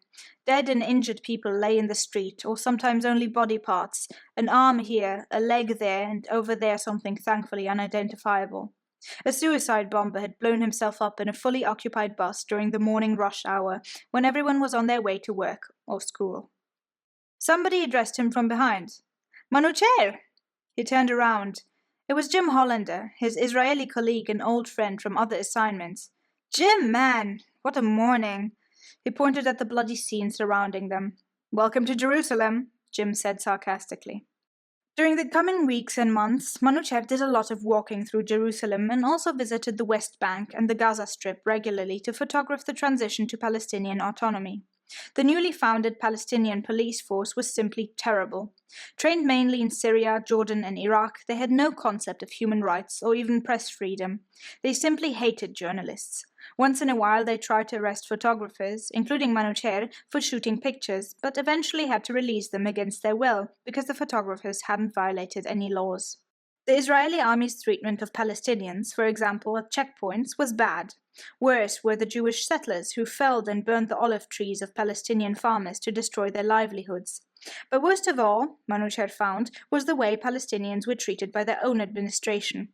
Corruption and injustice were the order of the day. The average inhabitant of the West Bank and the Gaza Strip was treated badly from all directions. Within just a few years, all the members of Yasser Arafat's inner circle, from drivers and bodyguards to secretaries, had become millionaires. Despite his Iranian passport, Manoocher had no problems with the Israeli authorities. On the contrary, he was the only one among his colleagues who got waved through at the security questioning at the airport and didn't have to wait, probably because he had already been checked out in detail by the Secret Service. He wasn't the only Iranian in Israel, but he was probably the only non-Jewish one. Jerusalem had a big Iranian Jewish community. Manoocher spoke Persian with the shopkeepers on Ben Yehuda Street, and they chatted in the tea house about their old home country. Soon he was invited into their family homes on Shabbat, where he too wore a kippah on his head and where he would get a good Iranian meal. All the Iranians he got to know were wishing for a speedy return to their home country after the hopefully imminent end of the mullah regime. He walked a lot through Jerusalem's old city, which is unbelievably photogenic and offers plenty of opportunities to take photos. He used to regularly meet, for example, King David singing and wandering the streets in a long gown, a spiked crown on his head and holding a lyre. The man was a patient of a local sanatorium that specialized in the religious delusions of people regarding themselves as biblical personalities, the so-called Jerusalem syndrome. According to rumor, at one point they had accommodated 3 Jesuses at the time, each of them claiming to be the true Messiah and accusing the others of being impostors. Moses, John the Baptist, St. Peter, and the Virgin Mary were quite popular too. Not surprising in a city that was so deeply religiously and emotionally charged, and that attracted visitors from all over the world, many of whom were traveling abroad for the first time in their lives. The only real problem was that the 3 religions present in the city are apparently unable to live alongside each other peacefully and eventually clash over and over again. Jerusalem's ultra-Orthodox Jews used to protest each Saturday against the street traffic because driving a car on this day, according to their interpretation, defied the Sabbath commandment. Therefore, they demanded a blockade of the streets in their neighborhoods from Friday until Saturday evenings. Sometimes they protested against other decisions of the Israeli government, who in their eyes was committing sacrilege because only the true Messiah would be allowed to refound the state of Israel. Anyway, the ultra-Orthodox, in their traditionally Eastern European clothes of the 18th and 19th centuries, with their hats and earlocks and their general refusal of modernity, were an extraordinarily photogenic motif. They used to, however, attack Israeli photographers during their Saturday protests to prevent them from working during Shabbat, when they were supposed to rest. At first they took Manoocher for an Israeli photographer, until he walked up to a rabbi during a demonstration in Bar Ilan. Shabbat Shalom, he said. My name is Manoocher Deghati. I am Iranian, a photojournalist, and work for the French press agency. Shabbat Shalom. Are you Jewish? No, I'm a Goy. Excellent. You know we urgently need a photographer for our protest campaigns, but we are not allowed to take any pictures on Shabbat. Can you work on Shabbat? Of course, any day of the week. We need a bit of material for our public relations, especially for our brothers in America who send us donations and want to see what we are doing here. I'm proposing a deal. We let you photograph us, and in return you give us some of your photos. No problem. Deal. He was officially introduced during the next meeting of the ultra-Orthodox organizers of the weekly demonstrations. Dear brothers, this is Manoocher. He is a photographer and a Goy. He has agreed to take photos for us on Shabbat. He is under our protection. That's why, starting from the following Shabbat, he held ultra-Orthodox bodyguards in conservative black suits with hats and earlocks for each of their protests. His Israeli colleagues weren't happy, but was that his fault? In the evenings he printed some of the photos, placed them in an envelope, and had them sent to the rebellious rabbi in Bar Ilan, who came to the office the following week to give his profuse thanks and to hand Manoocher a thick envelope. It contained a whole bundle of $100 bills. Manoocher returned the envelope. I'm sorry, but I can't take it, he said. Why not? It's just a little expense allowance for your efforts. We really appreciate your work. I'm happy about that, but I still can't take your money. You see, I'm already paid for my work. You provide me with exclusive access to the demonstrations. That's payment enough. The rabbi put the money back into the pocket of his coat. As you like, even better. Then I'm looking forward to further collaboration. He stretched out his hand. Manoocher took his outstretched hand. With pleasure. And then the great dream of peace burst like a bubble. A Swedish AFP photographer called Sven Nackstrand had been sent to a big peace rally in the Kings of Israel Square in Tel Aviv. In the late afternoon, he called Manoocher at his office in Jerusalem. I took a few photos, but I don't think anything else is going to happen here, he said. Rabin is holding a speech, and that's it. I'd better get back and get the photos online. Okay, Sven, see you later. And he hung up. Only 5 minutes later, the phone rang once more. It was Sven again. "I just heard somebody took a shot at Rabin. I just left and now I'm on my way back." "Okay, I'm coming as well." The moment he hung up, the phone rang again. The caller had the same message. Someone had shot Rabin. After that, the phone didn't stop ringing. Manoocher took a car and drove to Tel Aviv like a madman. He arrived within half an hour. Normally, he needed twice that much time. In the Kings of Israel Square, where the shots had been fired, people gathered, cried, held each other, or lit candles. At this point, nobody knew what had become of Yitzhak Rabin yet. Everybody hoped he would make it.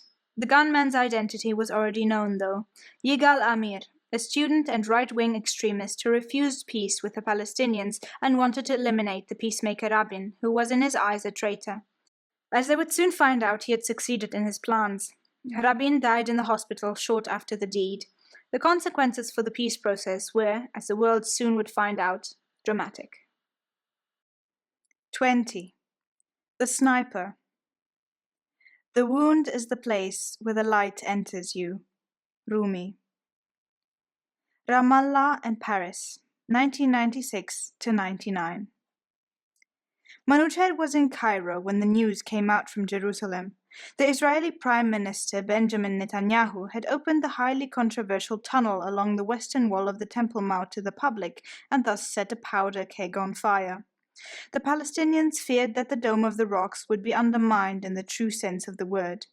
The atmosphere was already toxic due to the tardy implementation of the peace accords, and so, on September 24, 1996, a Palestinian insurrection broke out, leading to the first clashes between the newly founded Palestinian security forces and the Israeli army. Manoocher took the next flight from Cairo to Tel Aviv, and from there drove to the office in Jerusalem. By the second day, the riots had extended to the Gaza Strip and the whole West Bank, and several Palestinians had been shot dead. Manoocher decided to photograph the unrest in nearby Ramallah. He left Jerusalem early in the morning on September 26th. A few miles before Ramallah, he found himself standing in line at an Israeli checkpoint. Most cars were being sent back and turned around towards Jerusalem. "You cannot continue here, sir. There are security issues. Please turn around." The young, heavily armed soldier slickly rattled off his sentence while his comrades looked around attentively. Manoocher observed other Israeli soldiers in the background heaving boxes with heavy ammunition onto a truck. That was rather unusual and a sign of a real escalation of violence. "That's why I want to drive to Ramallah," he replied and held up his press card. "I'm a journalist," he explained. The young man took the ID and studied it carefully. "All right, sir, but you have to leave the car here nonetheless." "But it's still several miles to Ramallah. Couldn't you—" "No, I can't. You can park over there. You should make it to Ramallah in about 1 hour." With his hand, which had been resting on his gun the whole time, he pointed to his side where several cars were already parked. With those words, the conversation was over. Manoocher sighed and parked his car as ordered, took his camera backpack and started walking. It was still quite early in the morning, and the late summer heat hadn't become unbearable yet. As he walked, the development became more urban, but the houses remained comparably humble. The closer he came to town, the clearer it became that Ramallah was in a state of emergency. Many shopkeepers had their shops blocked up. He had a quick coffee standing up in one of the few cafes that had nevertheless remained open. A few elderly men were sitting on chairs in front of the cafe, having a heated debate. He greeted them as he passed and continued on, following the noise. All of a sudden, he found himself in the thick of the action. He recognized some colleagues who had arrived before him and were now waiting for things to come, hiding away behind a wall just in case. He joined them, waved hello to his friend Jim, and looked around. At this moment, a heated discussion was taking place between some young men in civilian clothes and the Palestinian security forces. Apparently, the civilians were trying to convince the policemen to join the insurgency and shoot at the Israeli troops standing within sight. They were undecided, but when a young stone-throwing demonstrator was hit by a bullet and slumped to the ground, the situation suddenly escalated. Palestinian police forces were shooting at the Israeli army, only 2 years after the autonomy accord. Naturally, the Israelis intensified their fire as well, resulting in a street battle. Whoever was able to took immediate shelter. One Palestinian ran in the direction of the wall, behind which some of the photographers and cameramen, among them Manoocher, were seeking shelter, but he didn't make it. Just before reaching the wall, he was hit by a bullet and collapsed to the ground. Apparently there were snipers shooting from the surrounding houses. Manoocher impetuously took a step forwards towards the man and fell to the ground himself. He looked around in astonishment. Why was he lying on the ground? He didn't feel any pain. He had tilted forward and absorbed his fall with his forearms. He looked at his hands and arms. Apart from some abrasions, there was nothing to be seen. He rolled onto his side and looked at his right leg.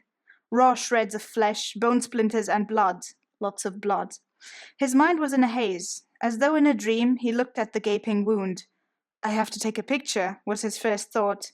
He twisted the telephoto lens off his camera to change it to a wide-angle lens. In that moment, though, the pain kicked in, and his strength abandoned him. The lens fell from his hand and rolled across the ground. A group of young Palestinians lifted him up in all haste and rather roughly, they were still under fire, and tossed him onto the back seat of a minibus. The pain had become so unbearable that Manoocher was repeatedly fainting. Later, he would only remember fragments of the hours that followed. The minibus brought him to the hospital in Ramallah. It was horrendous. The floor was a giant puddle of blood. People were walking in blood. Hundreds of injured lay on the bloody ground. Manoocher's blood mingled with that of the many other wounded. His huge wound would not stop bleeding. His leg must have been hit by an expanding projectile, and it was clear that at least one of his arteries was shredded. Someone gave him a blood infusion. Then he fainted again. He awoke in a room with several other people. His leg was now in a cast, but there was still blood oozing from it. Which idiot had put a plaster cast around an open wound? He called for a doctor, straining to be heard over the other patients' shouts. Finally, an obviously harried physician appeared. He looked exhausted, but got visibly angry when he saw the blood leaking from the cast. Grumbling and swearing, he advised an assistant to remove the cast immediately. Shaking his head, he inspected the wound re-emerging underneath. The bone is dashed to shivers, half the leg shredded. All we can do is amputate, he said. Manoocher fainted again. When he woke up the next time, he was being rolled in a stretcher to the operating room to have his leg amputated. Now his spirits revived. No, don't amputate, he resisted. Let me go. Bring me to another hospital. Bring me to Jerusalem, but leave my leg. Which was, fortunately, exactly the moment when AFP photographer Osama Selwadi found him. He had been sent to look for him because the agency had organized an ambulance to bring him to Jerusalem. He had arrived just in time. The ambulance drove with its siren wailing and blue light flashing through the streets. All of a sudden there was a bang, then another, and again another. The two paramedics ducked down on the floor and kept their heads down. Above the stretcher, 3 bullet holes gaped in the side panel. They could hear loud swearing from the driver's cabin. Then the driver jerked the wheel violently, and the ambulance headed back in the direction from which it had come. What's going on? Manoocher asked faintly. The Israelis shot at us. They don't want to let the ambulance pass. In the meantime, the phone lines were ablaze to make the emergency transfer happen. Osama called the office in Jerusalem, from where Luc called the French embassy, which in turn prompted the respective Israeli authorities to let the ambulance pass. Finally, they gave their authorization, and the ambulance could get through unhindered to the Hadassah hospital in Jerusalem. Manoocher just managed to see the sign at the hospital entrance before he blacked out again. When awakening this time, Marie, his colleague Luc's wife, sat at his bedside. His first words were, I'm alive. The operation had taken almost 8 hours and miraculously saved his leg. One of the best Israeli surgeons, Dr. Moshayev, a master of his trade and therefore also surgeon of the Israeli national soccer team, had reassembled his leg from other body parts. A bit from the hip bone, a muscle from here, a little skin from there, all held together by an external metal fixation. Thus saved from amputation, Manoocher studied his patched-up leg with a mixture of fascination and horror. When the surgeon visited the next day, his reaction was more straightforward. It is beautiful, he exclaimed, admiring his own work. How long will the healing process take, approximately? Manoocher asked him. Oh, about a month, he replied, obviously striving at optimism. In the coming weeks, he received a lot of visitors. His brother Reza had been traveling in Africa and had immediately rushed to Jerusalem when he heard about his brother's injury. All his colleagues from the office came to visit him, as well as his old friend from Iran, Alfred, who had been in the area as well. Alfred had been wounded several times and knew all about hospital life. He saw that his friend was clearly in pain. Listen, you deserve a good time, he said, and pressed a few times on the dozing pump of the morphine infusion bag. Manoocher floated away on cloud 9. A young American doctor confessed that photography was his big passion. After a few days, he started pushing Manoocher around in his wheelchair over the clinic grounds. He enthusiastically showed him the hospital's own collection of painted and inscribed plaster casts, most of them from soldiers. Manoocher spent another couple of weeks or so in the Hadassah hospital before being transferred to Paris. A nurse, especially flown in from France, and his colleague Joël Robin accompanied the air transfer. As soon as the plane had departed, Joël pulled out a bottle of champagne. "Come on, let's drink to your health," he said. The nurse protested, but Joël was undeterred. He opened the bottle and poured them all a drink. Manoocher spent a few nights at the Hôpital de la Pitié-Salpêtrière in Paris, where the physicians expressed their astonishment at the salvation of his leg. "We would have amputated, no question. You can count yourself lucky. Your leg is a masterpiece." The same doctors, though, were so afraid of their patient developing a possible morphine dependency that they left him permanently undersupplied with painkillers, and he suffered infernal pains. Luckily, he was transferred again after a few days, this time to the Hôpital des Invalides. "To the Dôme des Invalides?" Manoocher asked. "Seriously? What am I supposed to do at Napoleon's tomb?" What many people don't know is that the Hôpital des Invalides has been a high-level military hospital for long-term patients and a retirement home for war veterans since its foundation in the 17th century by Louis XIV, and continues to be so today. From the outside it looks like a Baroque palace, and the church with its prominent dome and Napoleon's red stone sarcophagus is a popular tourist destination, but inside the main building is one of France's most modern care facilities. It is usually reserved for French military personnel, but also treats seriously injured journalists of the French press agency and victims of terror attacks on French soil. At first, Manoocher shared a room with a veteran from the French resistance during World War II who had been to England with de Gaulle and who was now spending his time betting on horses. Later, he was transferred to another room that he shared with a young Frenchman who had converted to Islam and now called himself Karim. Karim seemed to be very pious, for he prayed 5 times a day, much to the astonishment of the nurse, who didn't understand why the patient would ignore her several times a day. His Arabic, by the way, was so bad that the prayers were unrecognizable. Karim also wasn't a member of the French army. He had broken a leg. "Why are you here?" Manoocher asked him the first day. "I was painting my house and fell off the ladder," Karim replied. "Then why are you in a military hospital if you're not with the army?" The man shrugged his shoulders. "No idea. The other hospitals were full, I guess." Which wasn't a satisfying explanation. This guy seemed strange to Manoocher. However, life in the Hôpital des Invalides was great in comparison with other hospitals. Each weekend, the patients were presented with a menu from which they could choose their food for the coming week, including paired wines, of course. Nevertheless, Manoocher's sister Patty Chair insisted on regularly bringing home-cooked Iranian food, basmati rice with fragrant stews, pickled vegetables, and crunchy bread. Friends and family members often came to visit, sometimes so many at once that they couldn't fit into the patient's room.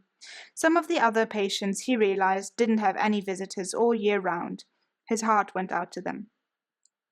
Every morning he went to physiotherapy to relearn how to walk with his weak and now almost insensate leg. There he got to know a lot of other patients, including the ones from the other wing. The retired veterans, 2 of them even World War I veterans, more than 100 years old, who liked to chat about old times. One of the 2, Monsieur Perret, one of the first French tank drivers, kept on emphasizing "s'entretuer, quelle belle connerie." To kill each other, what a lunacy. Manoocher decided to document all these individuals and their stories. Over the following year, he worked from his wheelchair on a photoreportage about the Hôpital des Invalides. It allowed him to work in his profession and to stay active despite, or rather because of, his injury. Finally, he was allowed to leave the hospital on weekends. His nephew Sohail came to pick him up by car. They had almost arrived at the car with Manoocher in his wheelchair when he remembered that he'd left his jacket in his room. Maybe they would go out in the evening. Better to take a warm jacket. Sohail rolled him back to his room. When they opened the door, they found Karim, the young convert and roommate with his broken leg, shouldn't it have healed a long time ago, sitting on his bed, all of Manoocher's documents and his laptop in front of him, which Karim had taken out of the lockers. The situation was clear. Manoocher had suspected it. The guy was a spy. "What on earth do you want with my stuff? What are you doing?" Karim hemmed and hawed. Well, he gave up and said nothing. What could he have said, anyways? Manoocher brusquely took his papers and his computer, banged the door shut behind him, and immediately rolled to the director's office to report what had happened. The latter apologized profusely and promised to look into the issue immediately. Of course, this type of conduct would not be tolerated, and so forth. When Manoocher returned to the hospital on Sunday evening, Karim was gone. Manoocher got a single room, and nobody ever mentioned Karim again. The French Secret Service is not known for its craftiness and subtlety. At New Year, each patient at the Hôpital des Invalides was due a case of a special edition Champagne Napoleon, which was produced for that purpose only. The volunteer who distributed the champagne was a veteran of the Korean War, where he had served as a supply officer. Now he supplied his comrades with exclusive champagne. Also exclusive was the yearly visit of the French president. In those years, it was Jacques Chirac. He talked to each veteran one by one, and also had the only non-French patient of the institution introduced to him, this photojournalist wounded in Palestine, who explained the circumstances of his injury to the president. "Is there anything I can do for you? Do you have everything you need?" Chirac asked in his jovial manner, bending over the wheelchair to hear better. "Thanks a lot. I'm completely fine. The care here is excellent." The president shook his hand, drew himself up to his full height, and walked on. "Damn, I'm an idiot," Manoocher thought. "I should have asked him. No, wait, I will ask him." "Monsieur le Président!" he called out loud. Chirac turned around. "Excuse me, there actually is something you can help me with." The president walked back to Manoocher and leaned over the wheelchair again. "Yes, what can I do for you?" "You know, Monsieur Chirac, I still hold, despite my exile, an Iranian passport, and no matter where I need to travel to, I have to ask for a visa." "Are you telling me you still don't have French citizenship?" "No, I don't." "But we have to change that." He waved to one of his secretaries. "Let Monsieur Deghati here give you all the necessary documents. He needs a French passport as soon as possible." Only a short time later, Manoocher held his French passport in his hands, issued by presidential decree. Each year in early summer, the international military pilgrimage to Lourdes takes place. War veterans, especially those from European countries, meet at the French Marian pilgrimage site with its famous healing spring in a grotto. And of course, the Hôpital des Invalides takes part too. A wonderful opportunity for Manoocher to complete his feature story about the military hospital. Every morning at 8 o'clock, the representatives of the various countries assembled at a meeting point in Lourdes to work through their daily program together. When the French delegation arrived in the morning, the Germans and Brits were already standing in rank and file, the men in wheelchairs each accompanied by a nurse in a pristine white uniform waiting for the others. The Italians usually appeared some minutes after the French, raising the volume considerably, but they still had to wait quite a while for the Spaniards to arrive and be ready for departure. More stereotypes, Manoocher thought, than you can invent. The veterans had themselves pushed or carried along the way of the cross, participated in the Holy Mass, or drank from the miraculous well. In the evenings they drank equally miraculous wine. Only shortly after his return from Lourdes, Manoocher was finally able to leave the wheelchair and walk on crutches. "A miracle," his friends kept joking. He ended up staying about a year at the Hôpital des Invalides before finally being able to leave the hospital. But he was still on crutches. In his last weeks of his stay at the clinic, he had been talking a lot with a World War II veteran. "I'm going to Germany again next month to meet my good friend Ernst," he said. "We meet every year, you know, once in Germany and once in France, and in between we write letters." "How did you get to know each other?" "At a veteran meeting. We compared our former positions and emplacements, and it turned out that he must have been the one who shot me all that time ago. We became best friends." So Manoocher decided to return to Israel to find the soldier who had shot him. In collaboration with an American documentary filmmaker, Anna, he departed to find the sniper and make a documentary about his quest for truth and reconciliation. Shooters was the title they had planned for the film, referring to the sniper and the photographer whose stories the documentary would tell. The quest took 2 months, in which several witnesses confirmed that the shot must have come from a building about 500 yards away. No, not the shot, in fact, the shots. Several reporters were deliberately shot that day, and one Palestinian cameraman even died. With their camera team, they visited the Hadassah hospital, interviewed some of the physicians and nurses who had been on duty at the time, and even reenacted some scenes. In the beginning, the Israeli army appeared cooperative.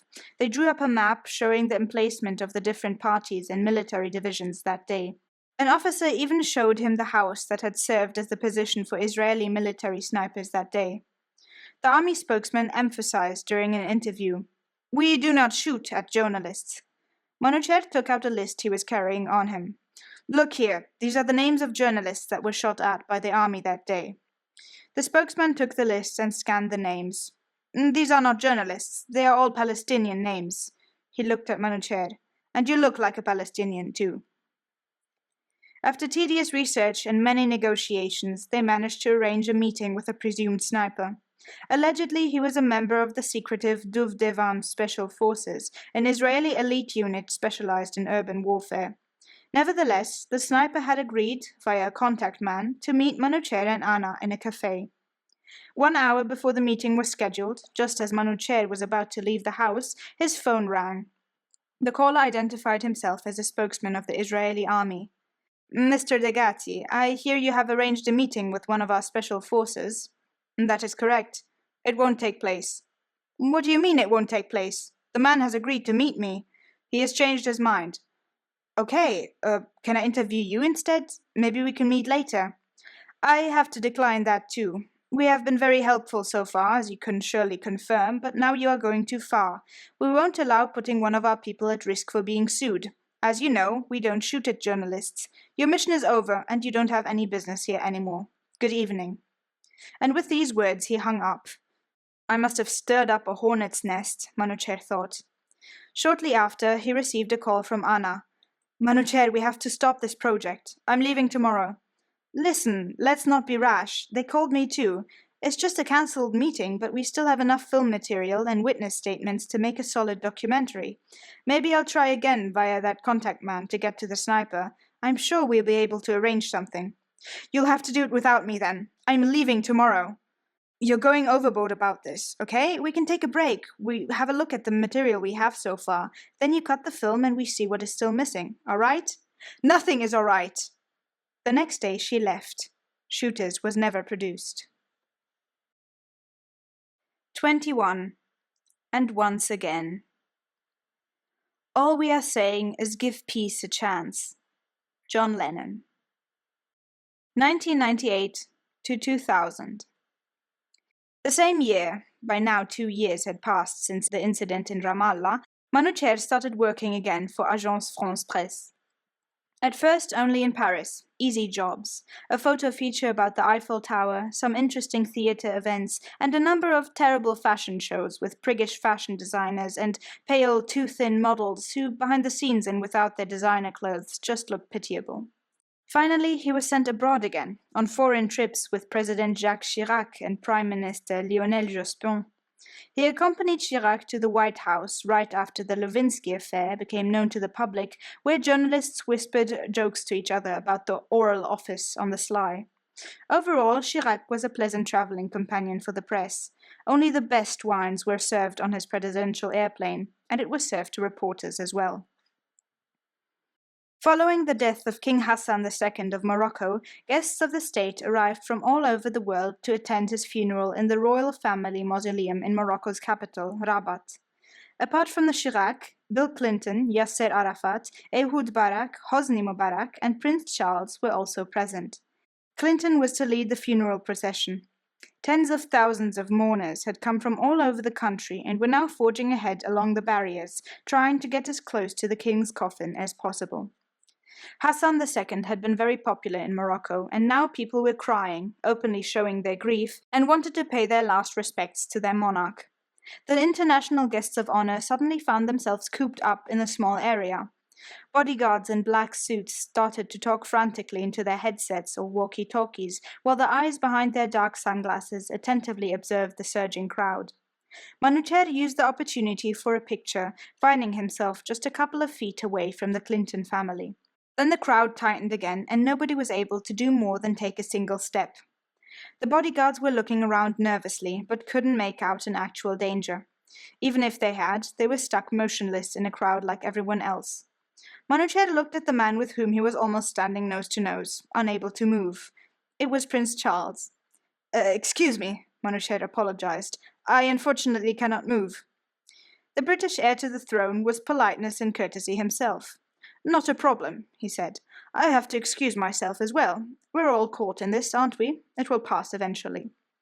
They remained like this, condemned to immobility, for several minutes, exchanging marginal small talk until the bottleneck broke up and the crowd started to move again. The numerous bodyguards' faces were dripping with relief, and in no time they re-established the desired safe distance between their charges and ordinary people, as well as the press. The next state visit that Manoocher accompanied was of French Prime Minister Lionel Jospin to Israel and Palestine. During an interview in Israel, Jospin had publicly condemned Hezbollah as a terrorist organization just the one day before he was supposed to speak in front of students of the Bir Zayt University in Ramallah, West Bank. Bad timing, to say the least. What happened then was bound to happen. At the university, Jospin was greeted by stone-throwing protesters. His bodyguards shielded him as well as they could with open briefcases. If you have ever asked yourself what bodyguards carry in their black briefcases, the answer is nothing. Despite their best efforts, he was hit at the head, just like many of the people surrounding him. The guardians towed Jospin into the nearest armored car. It was the official car of the Palestinian Minister for International Cooperation, Nabil Shaath. Stones were still being thrown in the direction of the car when the doors closed and the driver was trying to cut his way through the crowd. Manoocher received a heavy sideways blow and fell to the ground. At the same time, the armored limousine accelerated to take advantage of the gap in the crowd. The several-ton vehicle rolled over his right leg, the same leg that had been injured 2 years ago here in Ramallah. It was again the 26th of the month. This time the ambulance drove directly and without delay to the Hadassah hospital in Jerusalem. When they drove up with their siren wailing and blue light flashing and the emergency doctor on duty recognized the man on the stretcher, his face brightened. "I see you're filming again," he said enthusiastically. "How wonderful! We were already missing you." "No," Manoocher called. "This is for real." Nobody would believe him at first, but the injury was indeed a comminuted fracture of the ankle that needed to undergo surgery and to be fixed with screws. Later on, he got the opportunity to spend some more time with his old friends at the Hôpital des Invalides. Here, too, the physicians initially assumed he was working on a documentary. Lionel Jospin gave him a short ring to ask about his well-being. At least the healing process went far quicker this time. 22. Imagine. Start a huge, foolish project like Noah. It makes absolutely no difference what people think of you. Rumi. From Paris to Afghanistan, 2001-2. The photo editor's desks at the headquarters of Agence France-Presse in Paris's 2nd arrondissement were only partly occupied because many of the employees had left for lunch in either the canteen or one of the surrounding bistros. It was a sunny, albeit cool day.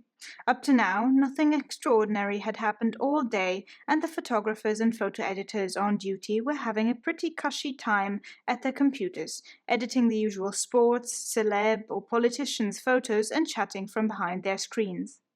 Later on in the day, they expected the passage of the Inter-American Democratic Charter in Lima with the usual pictures of politicians in dark suits. Hurricane Erin had been raging over the Atlantic Ocean for days, but it hadn't caused any damage yet. It was September 11th, 2001. "Oh my God!" one of the editors suddenly exclaimed. Everyone else stopped their chit-chat and looked up. "What's going on?" "A huge fire in New York. Just started a few minutes ago. Apparently the World Trade Center is burning or something."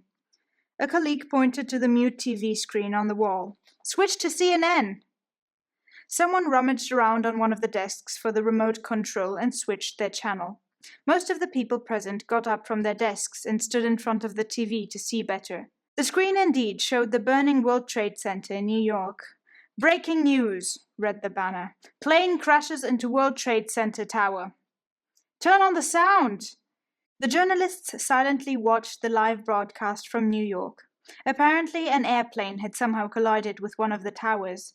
Just then, another plane appeared at the edge of the screen, and only seconds later, before anyone could understand what had happened, crashed into the second tower, followed by a gigantic explosion. "Merde," someone murmured, but most remained silent. "Bin Laden," Manoocher called out into the silence. The others turned towards him. "Excuse me? That was Bin Laden, for sure. What makes you think it was him?"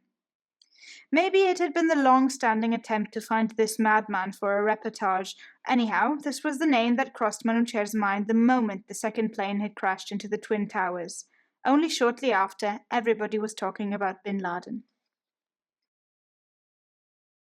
The consequences of September 11th could be felt all over the world. Less than a month later, the USA started a war in Afghanistan to topple the rule of the radical Islamic Taliban who had sheltered Osama bin Laden. In December, the rulership of the Taliban was history, at least for the moment. And Manoocher?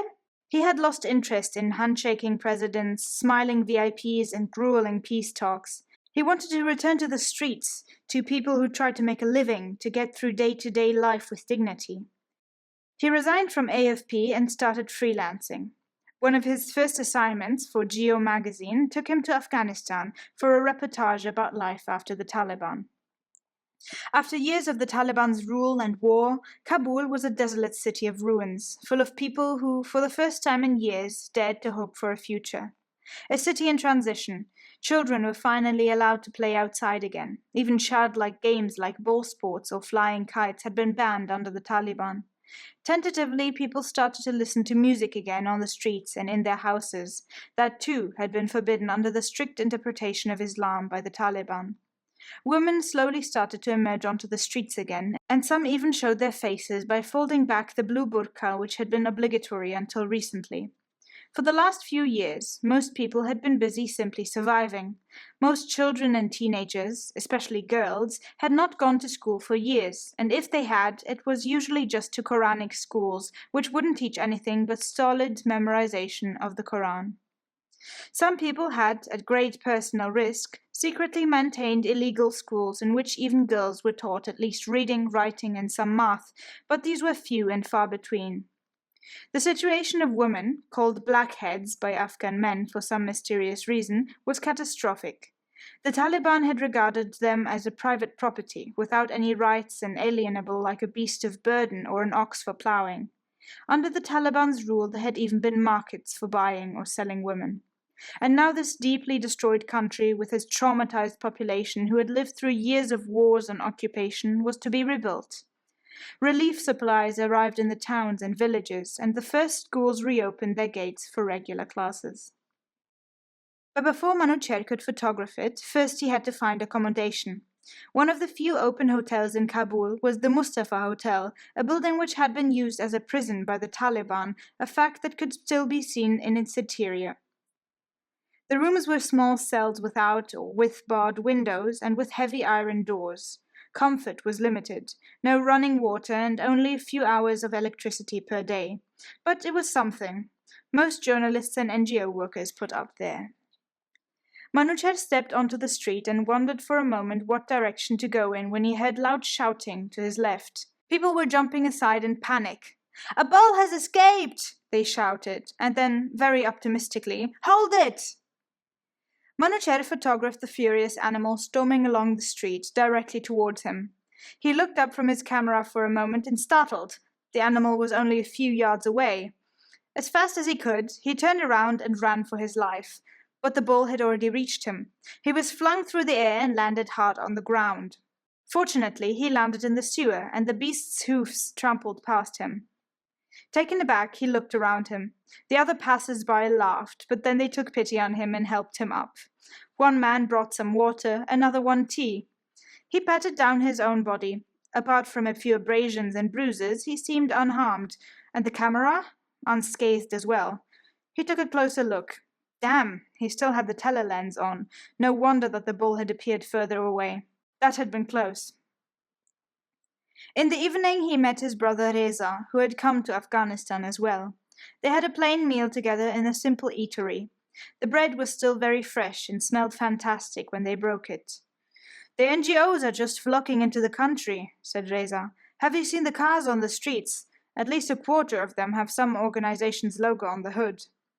Most of them are somehow connected to the UN, right? Said Manoocher. It all makes sense. Afghanistan needs help to rebuild itself, after all. They're rebuilding the country, but what about the people? They looked at each other. You think we could do something about it? We have skills we could pass on. Not many organizations are focusing on culture and education. Or photography and journalism, or media and communication. That's what I'm talking about. There isn't a single newspaper in Afghanistan right now. No magazine, no radio, no TV station, nothing. That can be our job. So be it. They raised their tea glasses.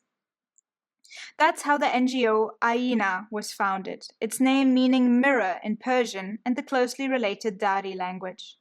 Practically fundless, Ayna started with educating the first Afghan journalists and published the first newspapers and magazine of the new Afghanistan, among them a women's magazine. Manoocher and Reza's sister's daughter, Roshanak, published a monthly magazine for children. The printing house didn't even have electricity in the beginning.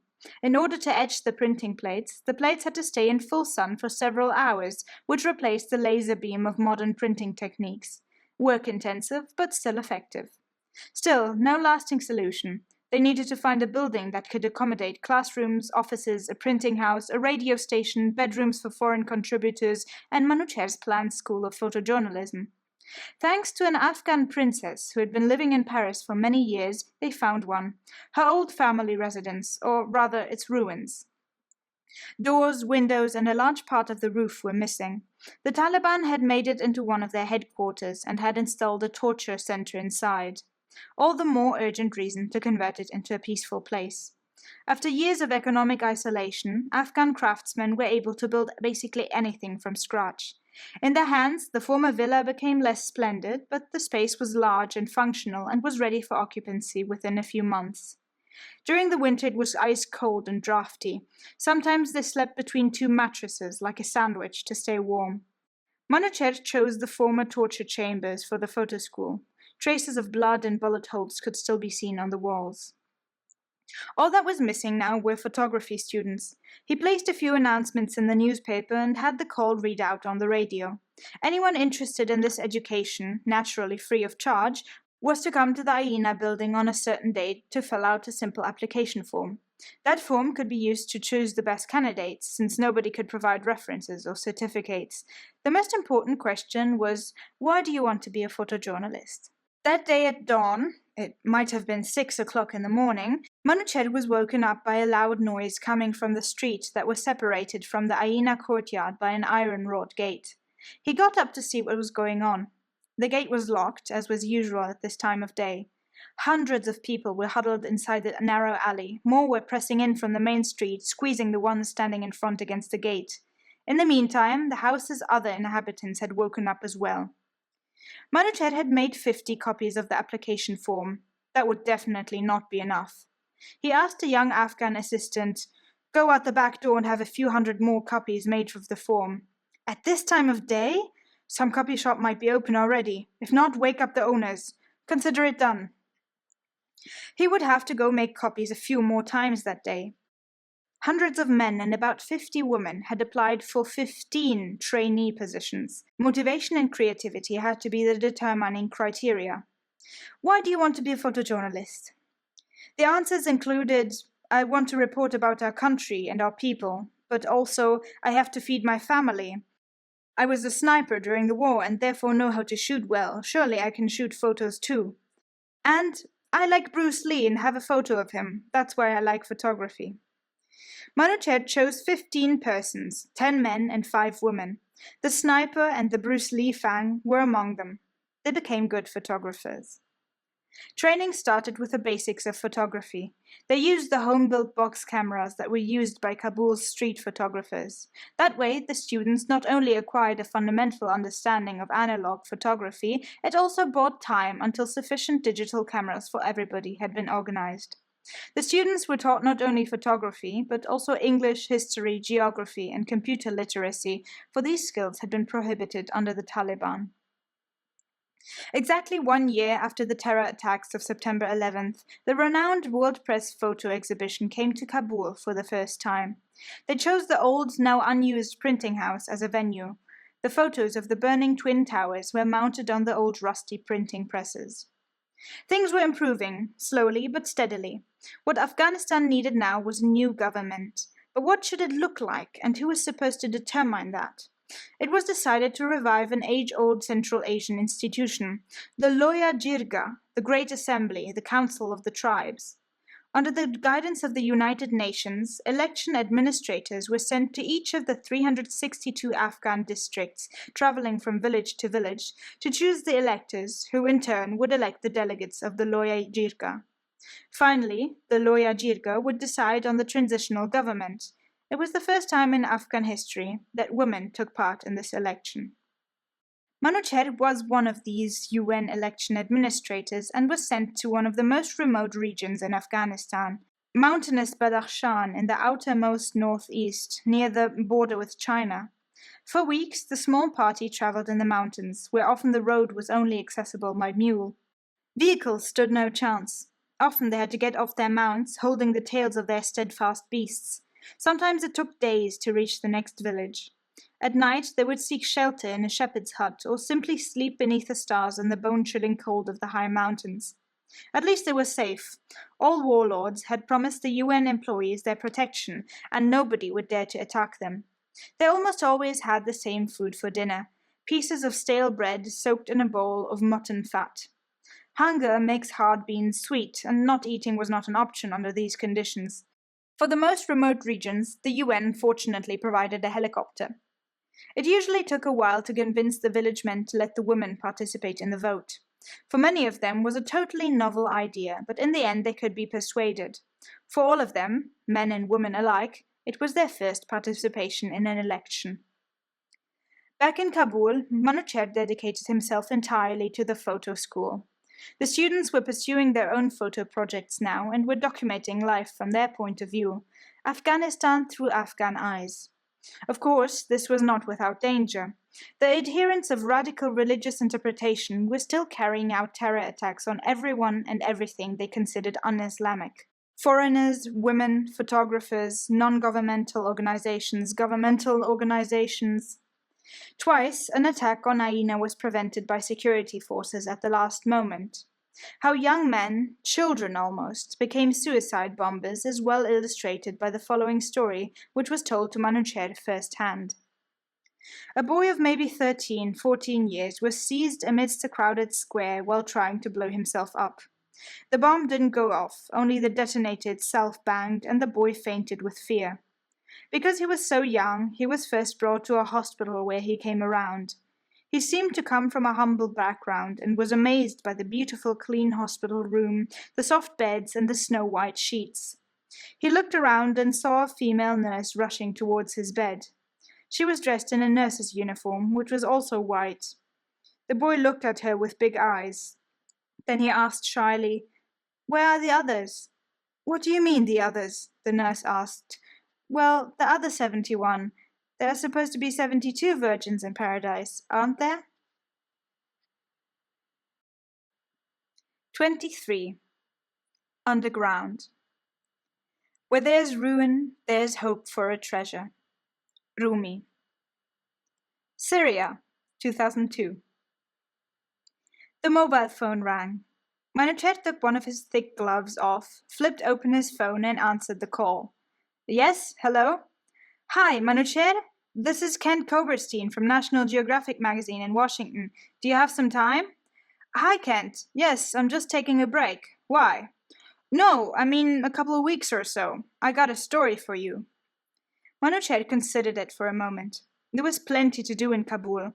On the other hand, he could use a change of air. and the photo school could cope just fine without him for a while. And last but not least, it was freezing cold now in December. "Why not?" he replied. "What's it about?" "We got an exclusive contract for a story in Syria. It's about an archaeological discovery. You'd have to go right away." "Syria? With pleasure." He was thinking not least of the good Syrian cuisine. "What's the discovery?" "An important king's tomb in the area of Homs, not robbed, full of treasure. A team of archaeologists from Germany discovered it and gave us exclusive rights for initial publication." "Okay, sounds good. I'll search for a flight. Who else is coming?" "We're sending a writer and a graphic artist. They should be there on location by Tuesday. Send us your details. We'll book your flight. Meanwhile, I'm sending you some more info and the archaeologist contact info." "All right, I'm looking forward to it. Thank you." "You're welcome. Take care." "You too. I'll be in touch." He had to pack. He wouldn't need much. National Geographic would be sending the film rolls along with the American colleagues. What was the weather like in Syria this time of the year? He dialed the Syrian phone number Kent had sent him. It rang a few times before a young woman answered the phone. She answered with an "Allô?" That could have been Arabic, English, or French. "Hi, am I talking to someone from the archaeologist's team?" he asked in English. "Yes, this is the Katna expedition. I'm a member of the team. My name is Ursula." "Hi, my name is Manoocher Deghati. National Geographic is sending me as a photographer to your excavation. I'll be arriving from Kabul next Tuesday and wanted to ask about the weather, because here it is freezing." "Here too, unfortunately. It's already snowed once, and our excavation house isn't really warm either." "Thanks, I'll pack warm clothes in that case. I would definitely recommend that. See you on Tuesday then." "See you on Tuesday."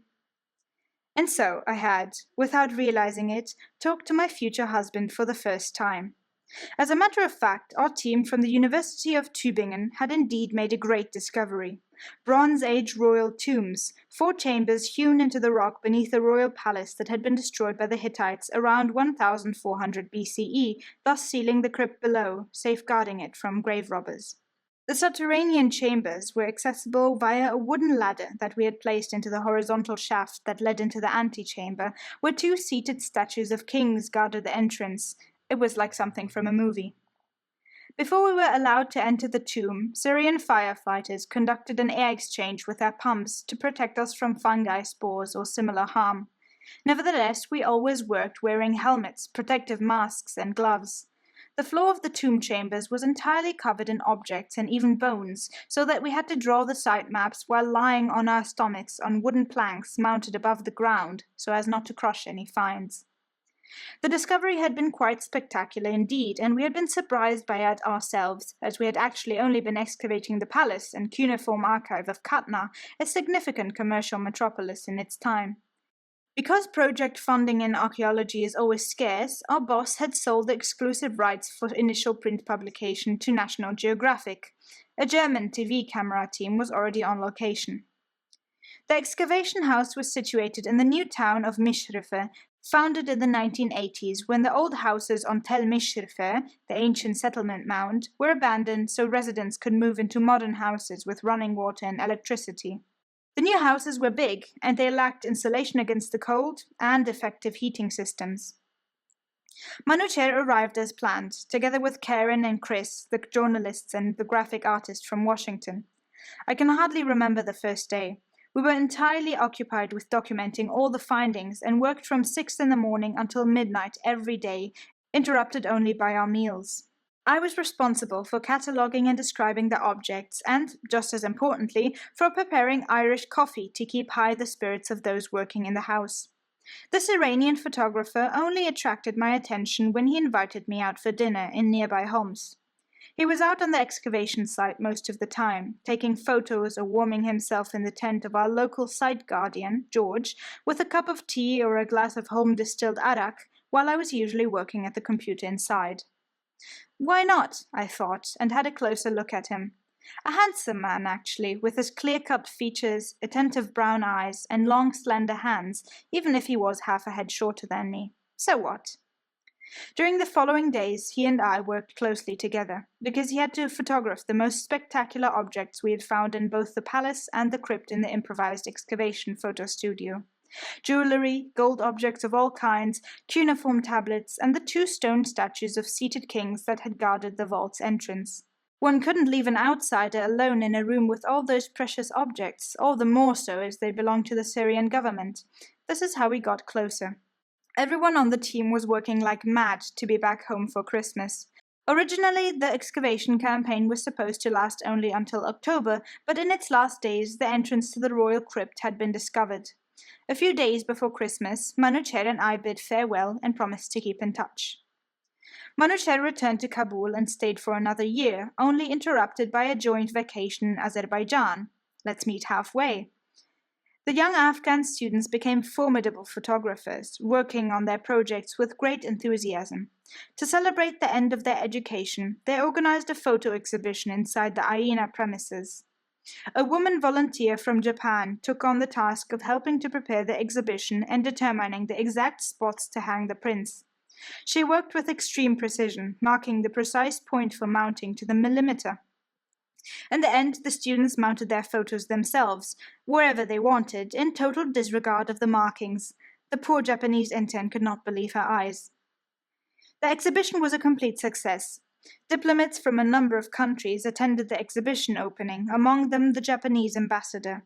He greeted the Japanese intern with exquisite politeness and then headed straight for Omid, an Afghan student from the Hazara tribe, addressing him in Japanese.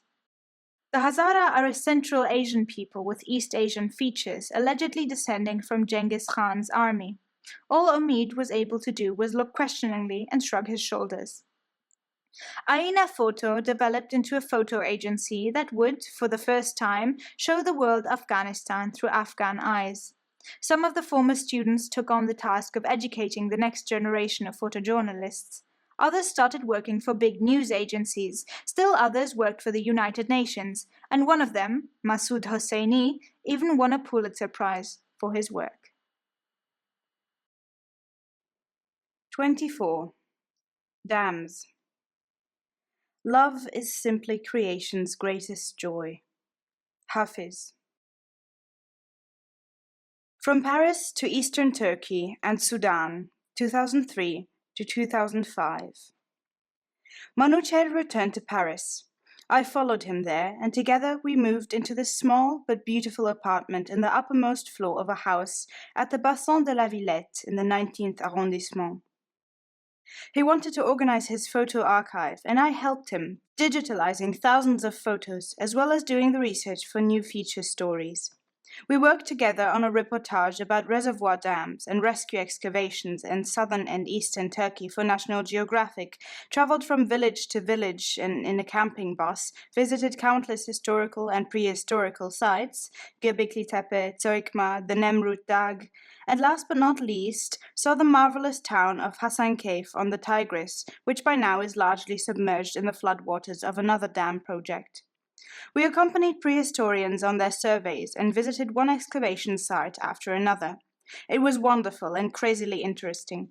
We were hosted by friendly Kurdish villagers and slept on location in our camping bus. One of those nights we spent in a small valley next to one of the reservoirs on the Tigris, the Dikle Reservoir, which had flooded a Kurdish village. Only the tip of its mosque's minaret protruded from the water. When a boat passed by and disturbed the water, the waves lapped against the village cemetery's tombstones, now half sunk in the lake's mud. Farmers had become fishermen. In the only house still standing, a family ran a little restaurant for weekend guests from the nearby town. It was after midnight when we woke up from a noise. What was that? A voice, amplified by a loudspeaker, shouted something in Turkish. It didn't sound particularly friendly. I looked at Manoocher quizzically. They're saying we're to come out with hands up. What? That's all I can gather. Come on, stay behind me. I'll go in front. In our pajamas, we got out and were instantly blinded by spotlights. Our minibus was surrounded by several armored cars. There were more instructions in Turkish that I didn't understand. Manoocher calmly talked to the man who seemed to be their leader and showed him our documents and our official permits from the Turkish Ministry of Interior Affairs. They didn't seem impressed. 2 soldiers searched our car, then they ordered us to come with them. They instructed us to drive our car between the armored cars of the military police, that's who they were, no backtalk, right now. When we were finally sitting alone in our minibus, driving behind one of the military vehicles, I indignantly asked, "What the hell is going on here?" "I guess we're suspicious to the Turkish secret police because we spent the night here. We are in Kurdish territory, after all." "And that's why we aren't supposed to travel here? I mean, we have all the necessary permits." In my lack of experience, I found the whole thing simply scandalous. Manoocher, on the other hand, was rather worried. "Just don't get agitated. They're not people to be trifled with." They brought us to a police station first, where heavily armed men were grimly staring at us. After a while, we were ordered to get into the back seats of a civilian car to be brought to an unknown place. It was maybe 3 o'clock in the morning now, and the situation was starting to get seriously unsettling. The car drove for about 10 minutes and stopped in front of a villa. We were ushered into a garden in which a rather young man in civilian clothes sat at a table, a pistol in front of him. He ordered us in Turkish to sit on the 2 free chairs. Our guards, armed as well, remained standing. The man, probably the local head of the Secret Service, spoke a little bit of English. Manoocher presented all our permits again and explained that we were working on a feature story about archaeology in Turkey. The man nodded and turned towards me. "What do you think of terrorism?" he asked in English with a strong accent. Heavens, what a question! Terrorism certainly is an international problem and should also be seen as part of a bigger set of problems, I stammered, which was apparently what he wanted to hear. "A problem, yes? Very good," he said, and gave a sign in the direction of the entrance leading into the villa. A heavily pregnant young woman walked out into the garden and asked me to come with her into the house. Manoocher stayed seated at the table. The woman didn't speak a single word of English, and I know Turkish. She led me up to her bedroom, which seemed strange to me, but this night everything was strange. There she served me a glass of lemonade, which I accepted with a friendly smile, and started to show me her family photos. From the wedding photos I could recognize that she was the wife of the Secret Service guy. Okay, I thought, either they realized that they overreacted and now want to calm down the situation, or they just want to interrogate Manoocher without disturbance. It's better if I play along. With interest, I looked at the many wedding and family photos, listened to the Turkish explanations given about each picture, and congratulated her with gestures for her pregnancy. At the same time, I was constantly thinking about what might be going on downstairs. After about half an hour, a phone rang. The woman answered it, nodded, and hung up. Then she gesticulated for me to return downstairs. To my great relief, Manoocher was still sitting with our host at the garden table. The pistol had vanished from the table. "Come, we can go," Manoocher told me. "What's—" "Later." We got back into the car that had brought us here and returned to the police station. Manoocher had a short discussion with one of the policemen, then we returned to our camping bus, which was still parked in front of the station. "What happened?" I asked, because I hadn't understood a word of the conversation. "They've ordered us to spend the night in front of the police station for our own security. They say they fear terrorist attacks." I argued that if this was the case, the police station would be the most dangerous place of all, but they didn't want to listen to that. It was past 4 in the morning by now. We waited until the first hints of dawn at about 6 o'clock before hitting the road and hastily leaving town. Nobody, not even National Geographic, dared to publish the photo reportage in the end. The issues of reservoir dams and Kurdish territories had become all too political. When he got the assignment to produce another story for National Geographic, this time about the dynasty of so-called black pharaohs from Nubia and the associated rescue excavations caused by another dam project in Sudan, I could help with researching and contacting the archaeologists working on location, but I couldn't accompany Manoocher to the remote desert area because I was pregnant. Our daughter Clara was born in 2005. 25. Unjust. The greatest crimes are caused by surfeit, not by need. Men do not become tyrants in order that they may not suffer cold. Aristotle. East Africa, 2006 to 2010. When Clara was just 9 months old, we moved to Nairobi in Kenya. Manoocher had taken on a new position at the United Nations to create and head the photo unit of the UN's humanitarian news agency at the time, IRIN-OCHA, an acronym lover's dream. Nairobi was as green as Costa Rica and had the most comfortable climate one can imagine, fixed in eternal spring, rich with flora and fauna of all kinds, and marked by an unbelievable social injustice. One can hardly imagine a bigger contrast than the one between the wealthy neighborhoods with their lush, fertile gardens and high old trees, and the completely impoverished slums in which a vast part of the society lived. Colonialism had left deep traces and had been replaced by a thoroughly corrupt system whose power brokers were seeking only to line their own pockets. There is no other reason why, in one of the most fertile regions in the world, in a country that had 3 harvests a year, even a single person has to suffer from hunger. It is an art form to run down such a rich country so thoroughly, and unfortunately in Kenya, like in several neighboring countries, this art form had been brought to perfection. We lived in a beautiful house in one of Nairobi's wealthy suburbs, surrounded by a splendid garden that provided us with bananas, avocados, passion fruit, guavas, and a lot of vegetables of all kinds, almost all year round. Hornbills nested above our heads, Hornbills nested above our heads, hummingbirds buzzed around the terrace to feast on jasmine flowers, and occasionally we found a chameleon in the bushes, which, picked up carefully, would crawl up to our arms with its little claws. On weekends we drove out on safari to the savannah or to one of the lakes of the Great Rift Valley.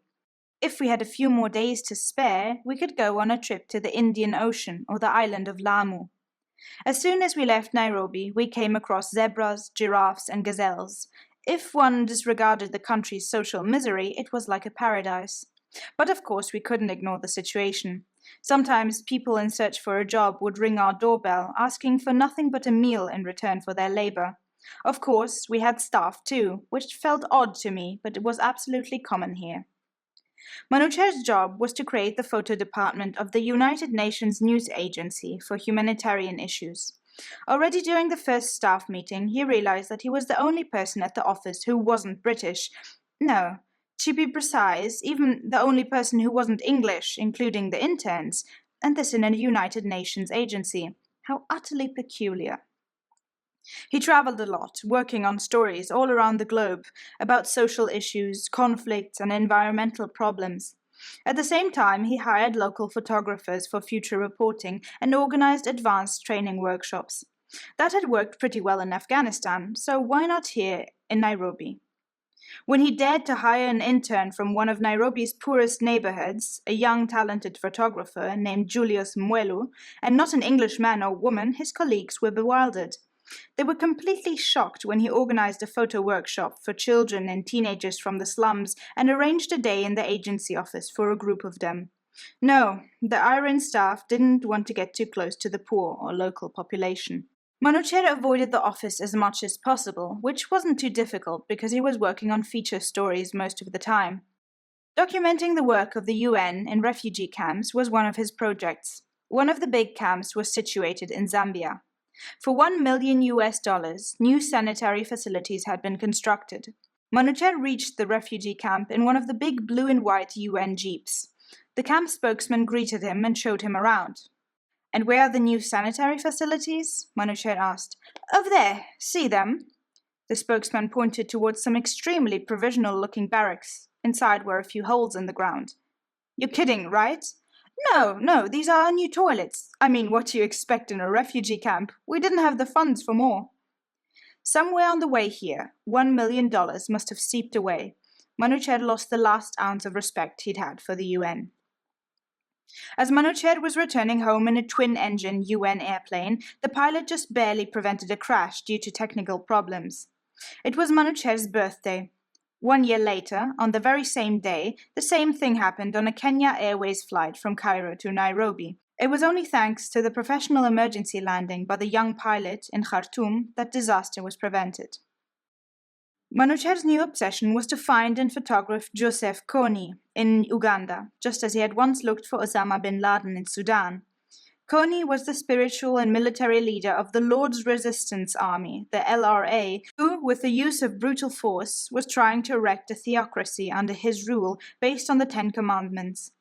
The LRA is responsible for rape, torture, and mass murder of civilians. Their militia cuts off hands and heads. Children are abducted to transform them into either child soldiers or sex slaves.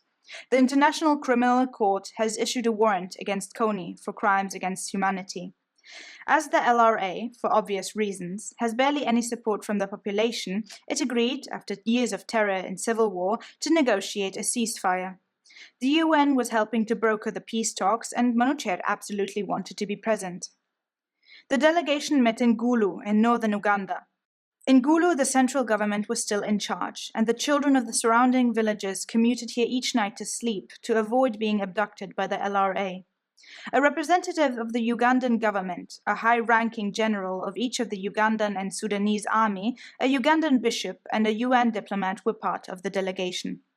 From Gulu, they all departed in a convoy into the rainforest, where Kony had withdrawn together with his closest companions. The delegation was accompanied by one truck of armed soldiers at the head of the convoy and one at its end. They only knew the approximate direction, northwards towards Sudan, but not the precise meeting point. They would only learn its coordinates from a middleman at an intermediary meeting spot. Although the road leading them there was not very long, maybe 100 miles, the journey over unpaved and muddy roads took 2 days.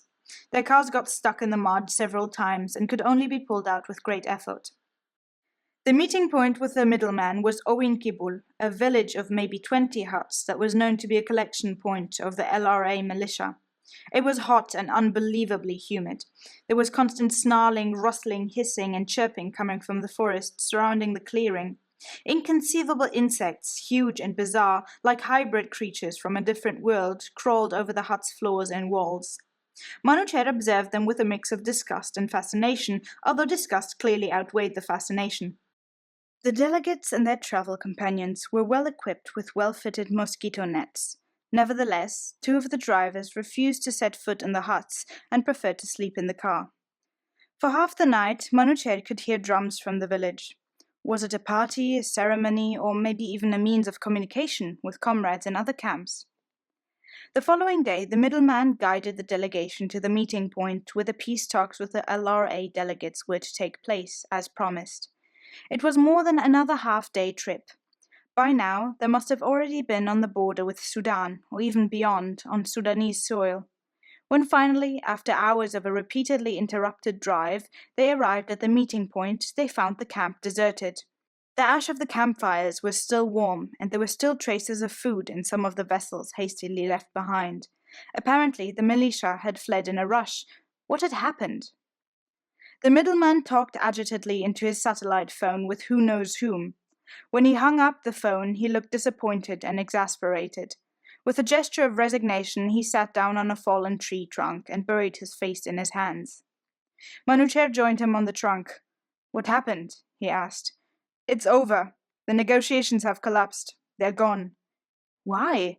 "The Ugandan army general has betrayed everything.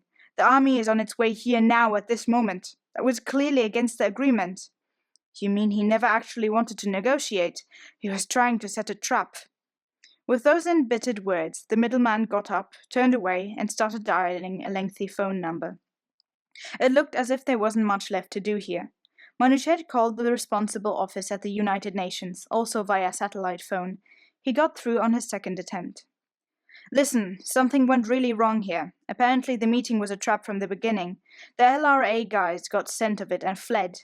There certainly won't be a meeting anytime soon." "Damn! Okay, we'll get you out of there. We're sending a plane right away." "But where would it land? We're in the middle of the forest."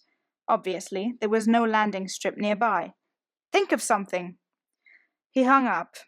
"A UN plane is going to come in a few hours to pick me up," he said to the Sudanese general. "Do you happen to know if there's a landing strip anywhere around here?" "Here?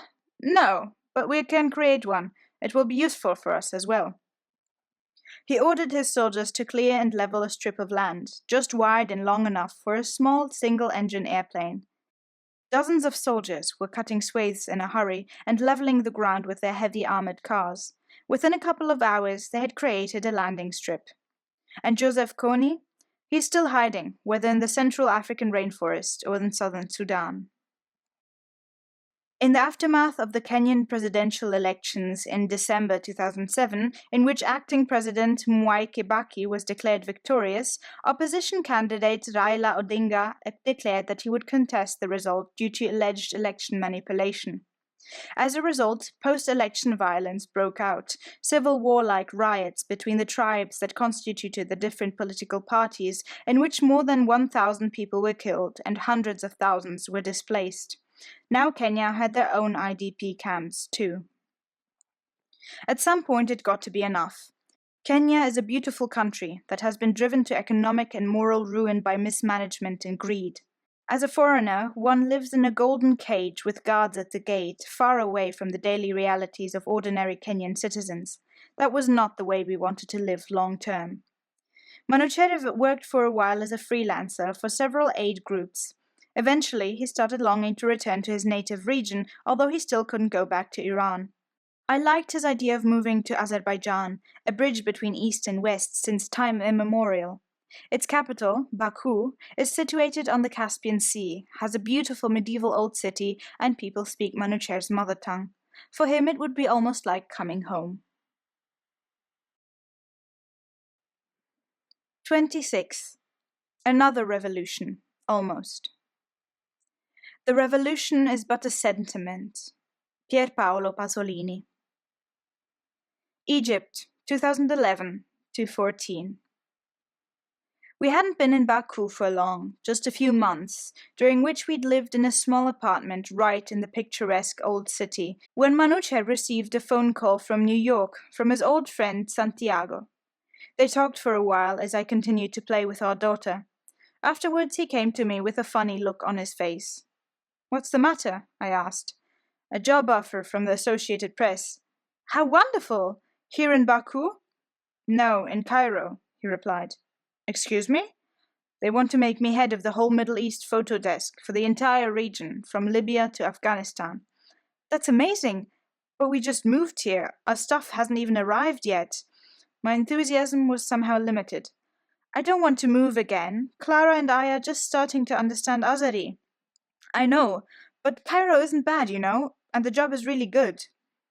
"Let's think about it a little and talk later, all right?" Of course he convinced me. Life in Cairo was great, he said. On weekends we could go on a trip to the sea or into the desert, and anyhow, Egypt was a really quiet country with pleasant and humorous people. We surely wouldn't be surprised by a rebellion there. The forwarding agency that was supposed to bring our belongings from Kenya to Azerbaijan in a container explained to us that the ship was currently harboring in Alexandria in Egypt, and of course they could instead unload our container there, no problem. We agreed that Clara and I would remain in Azerbaijan until Manoocher found an apartment in Cairo. Manoocher took up his post on January 24th, 2011. The day after, the Egyptian revolution broke out.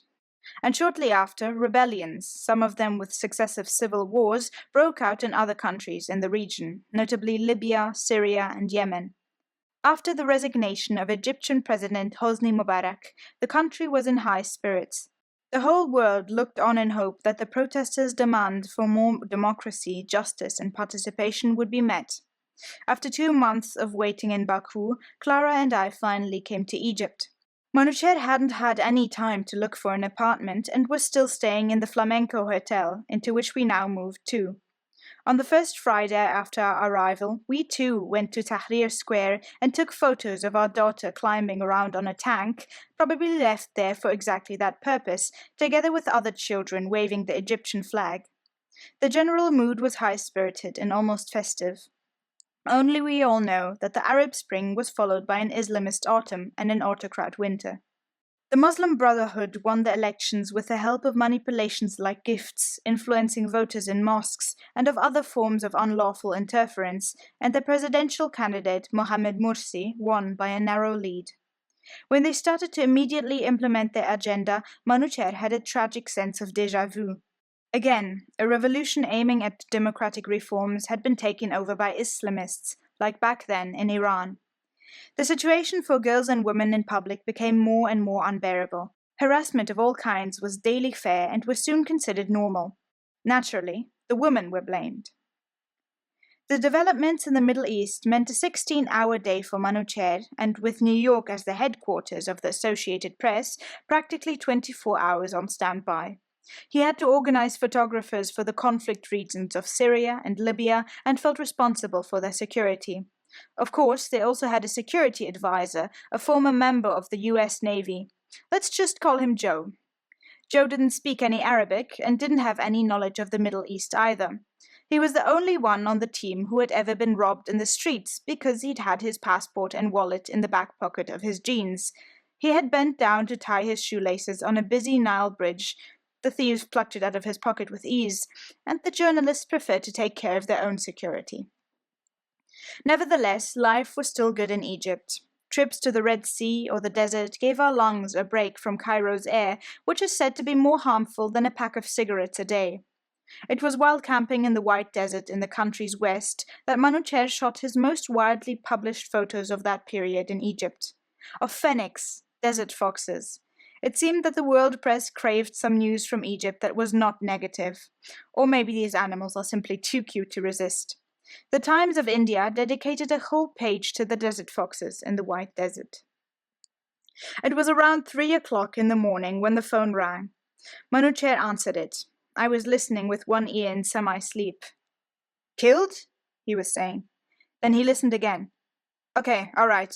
I'll be in the office in 10 minutes. What happened? I murmured, still half asleep. The Americans killed bin Laden. I have to go to the office. All agencies and the press are working flat out. Soon he had a photo sent to his screen, reportedly showing the killed terrorist leader in a close-up. With half-opened eyes and his blood-smeared face, he was a terrible sight. The photo was already online on the agency's site. The office in Tokyo had put it on the web after receiving it by mail. Manoocher had a closer look at it. Something was wrong. It just didn't look right. He noticed traces that hinted at the photo being a fake. He reached for the phone and called New York. Listen, the photo of bin Laden's corpse is a fake. Kill it. Take it off the database. Picture kill is agency speak for withdrawing a photo. It turned out that the special unit that had killed bin Laden in Pakistan had not issued any photos and had disposed of the corpse as discreetly as possible. Anyways, it was too late, and the faked picture, a crude mix of a photo of a man who really had gotten shot and a several-year-old portrait of bin Laden, was out in the world. The fact that it is a fake continues to serve conspiracy theorists of all shades who want to prove either that bin Laden was never killed or that the press is always lying. Who put that picture together remains unclear to this day. In the meantime, the civil war in Syria was becoming more and more bloody. An end seemed less and less in sight. In 2013, the AP team of photographers received the Pulitzer Prize for their photo reportages of Syria. The Pulitzer ceremony in New York was a welcome change of air. In Egypt, the situation heated up as well. A good 2 years after the revolution in Tahrir Square, the Egyptian military toppled President Morsi. Violent clashes and street battles between the followers of the different factions followed. Over and over, photographers were beaten up or arrested in the streets or had their cameras broken. Once a mob ready to use violence stormed the AP office and threatened to set fire to it, which they would have had an Egyptian colleague not known a few of the attackers and convinced them to desist. At some point, Manoocher forbade his photographers in Cairo to take to the streets with a camera. It had become too dangerous to take photos in Cairo. The atmosphere was becoming increasingly oppressive. At that time, Clara and I weren't in Egypt anymore. I had been working on an archaeological excavation in Turkey and had taken our daughter there during her summer holidays. When the situation in Cairo got more tense at the same time that the excavation campaign was coming to an end, I received instructions from the German Archaeological Institute in Cairo, for which I was working, to not return to Egypt for the time being. But the child had to go to school. What should I do? I decided to take our daughter to Germany and temporarily moved in with my father in Münster while Manoocher remained in Egypt. Thus we lived separated for almost a year while trying to figure out where we should live in future. Manoocher didn't have to worry about us now, but his own situation and responsibilities weren't getting any easier. The last straw that broke the camel's back was the murder of photojournalist Anya Niedringhaus in Afghanistan. They had talked on the phone the previous day. She had told about her plans to drive from Kabul to Khost province to report about the presidential elections. Manoocher had asked her not to travel, but she had assured him that it was safe, that she was traveling with a police convoy. But it was a policeman of all people who killed her and wounded her colleague. Manoocher felt responsible. In reality, he wasn't to be blamed, but it was the first time he had lost a subordinate. He resigned from his position. Associated Press offered him a job either in Paris or in Tokyo. He refused both. Epilogue. If you have a garden and a library, you have everything you need. Marcus Tullius Cicero. Life is a combination of magic and pasta. Federico Fellini.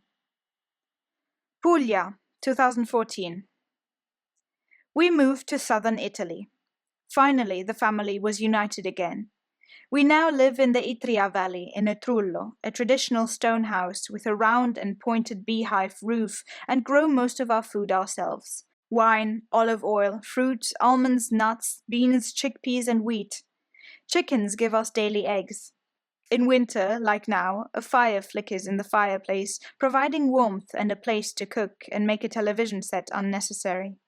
Here in Puglia, at the heel of the Italian boot, where people have almost gotten used to being disparaged after years of marginalization by Italy's north, Manoocher is often asked, "But why have you moved here of all places? You've lived all over the globe and could choose to live anywhere you want." And Manoocher's reply is, "That is exactly why."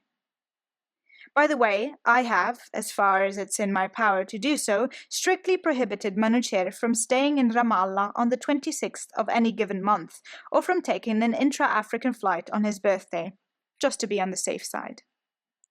In Iran, however, the mullahs are still in power, and to remain so, they've continued to brutally oppress, arrest, and kill their own people for more than 40 years now. Hope is the last thing to die.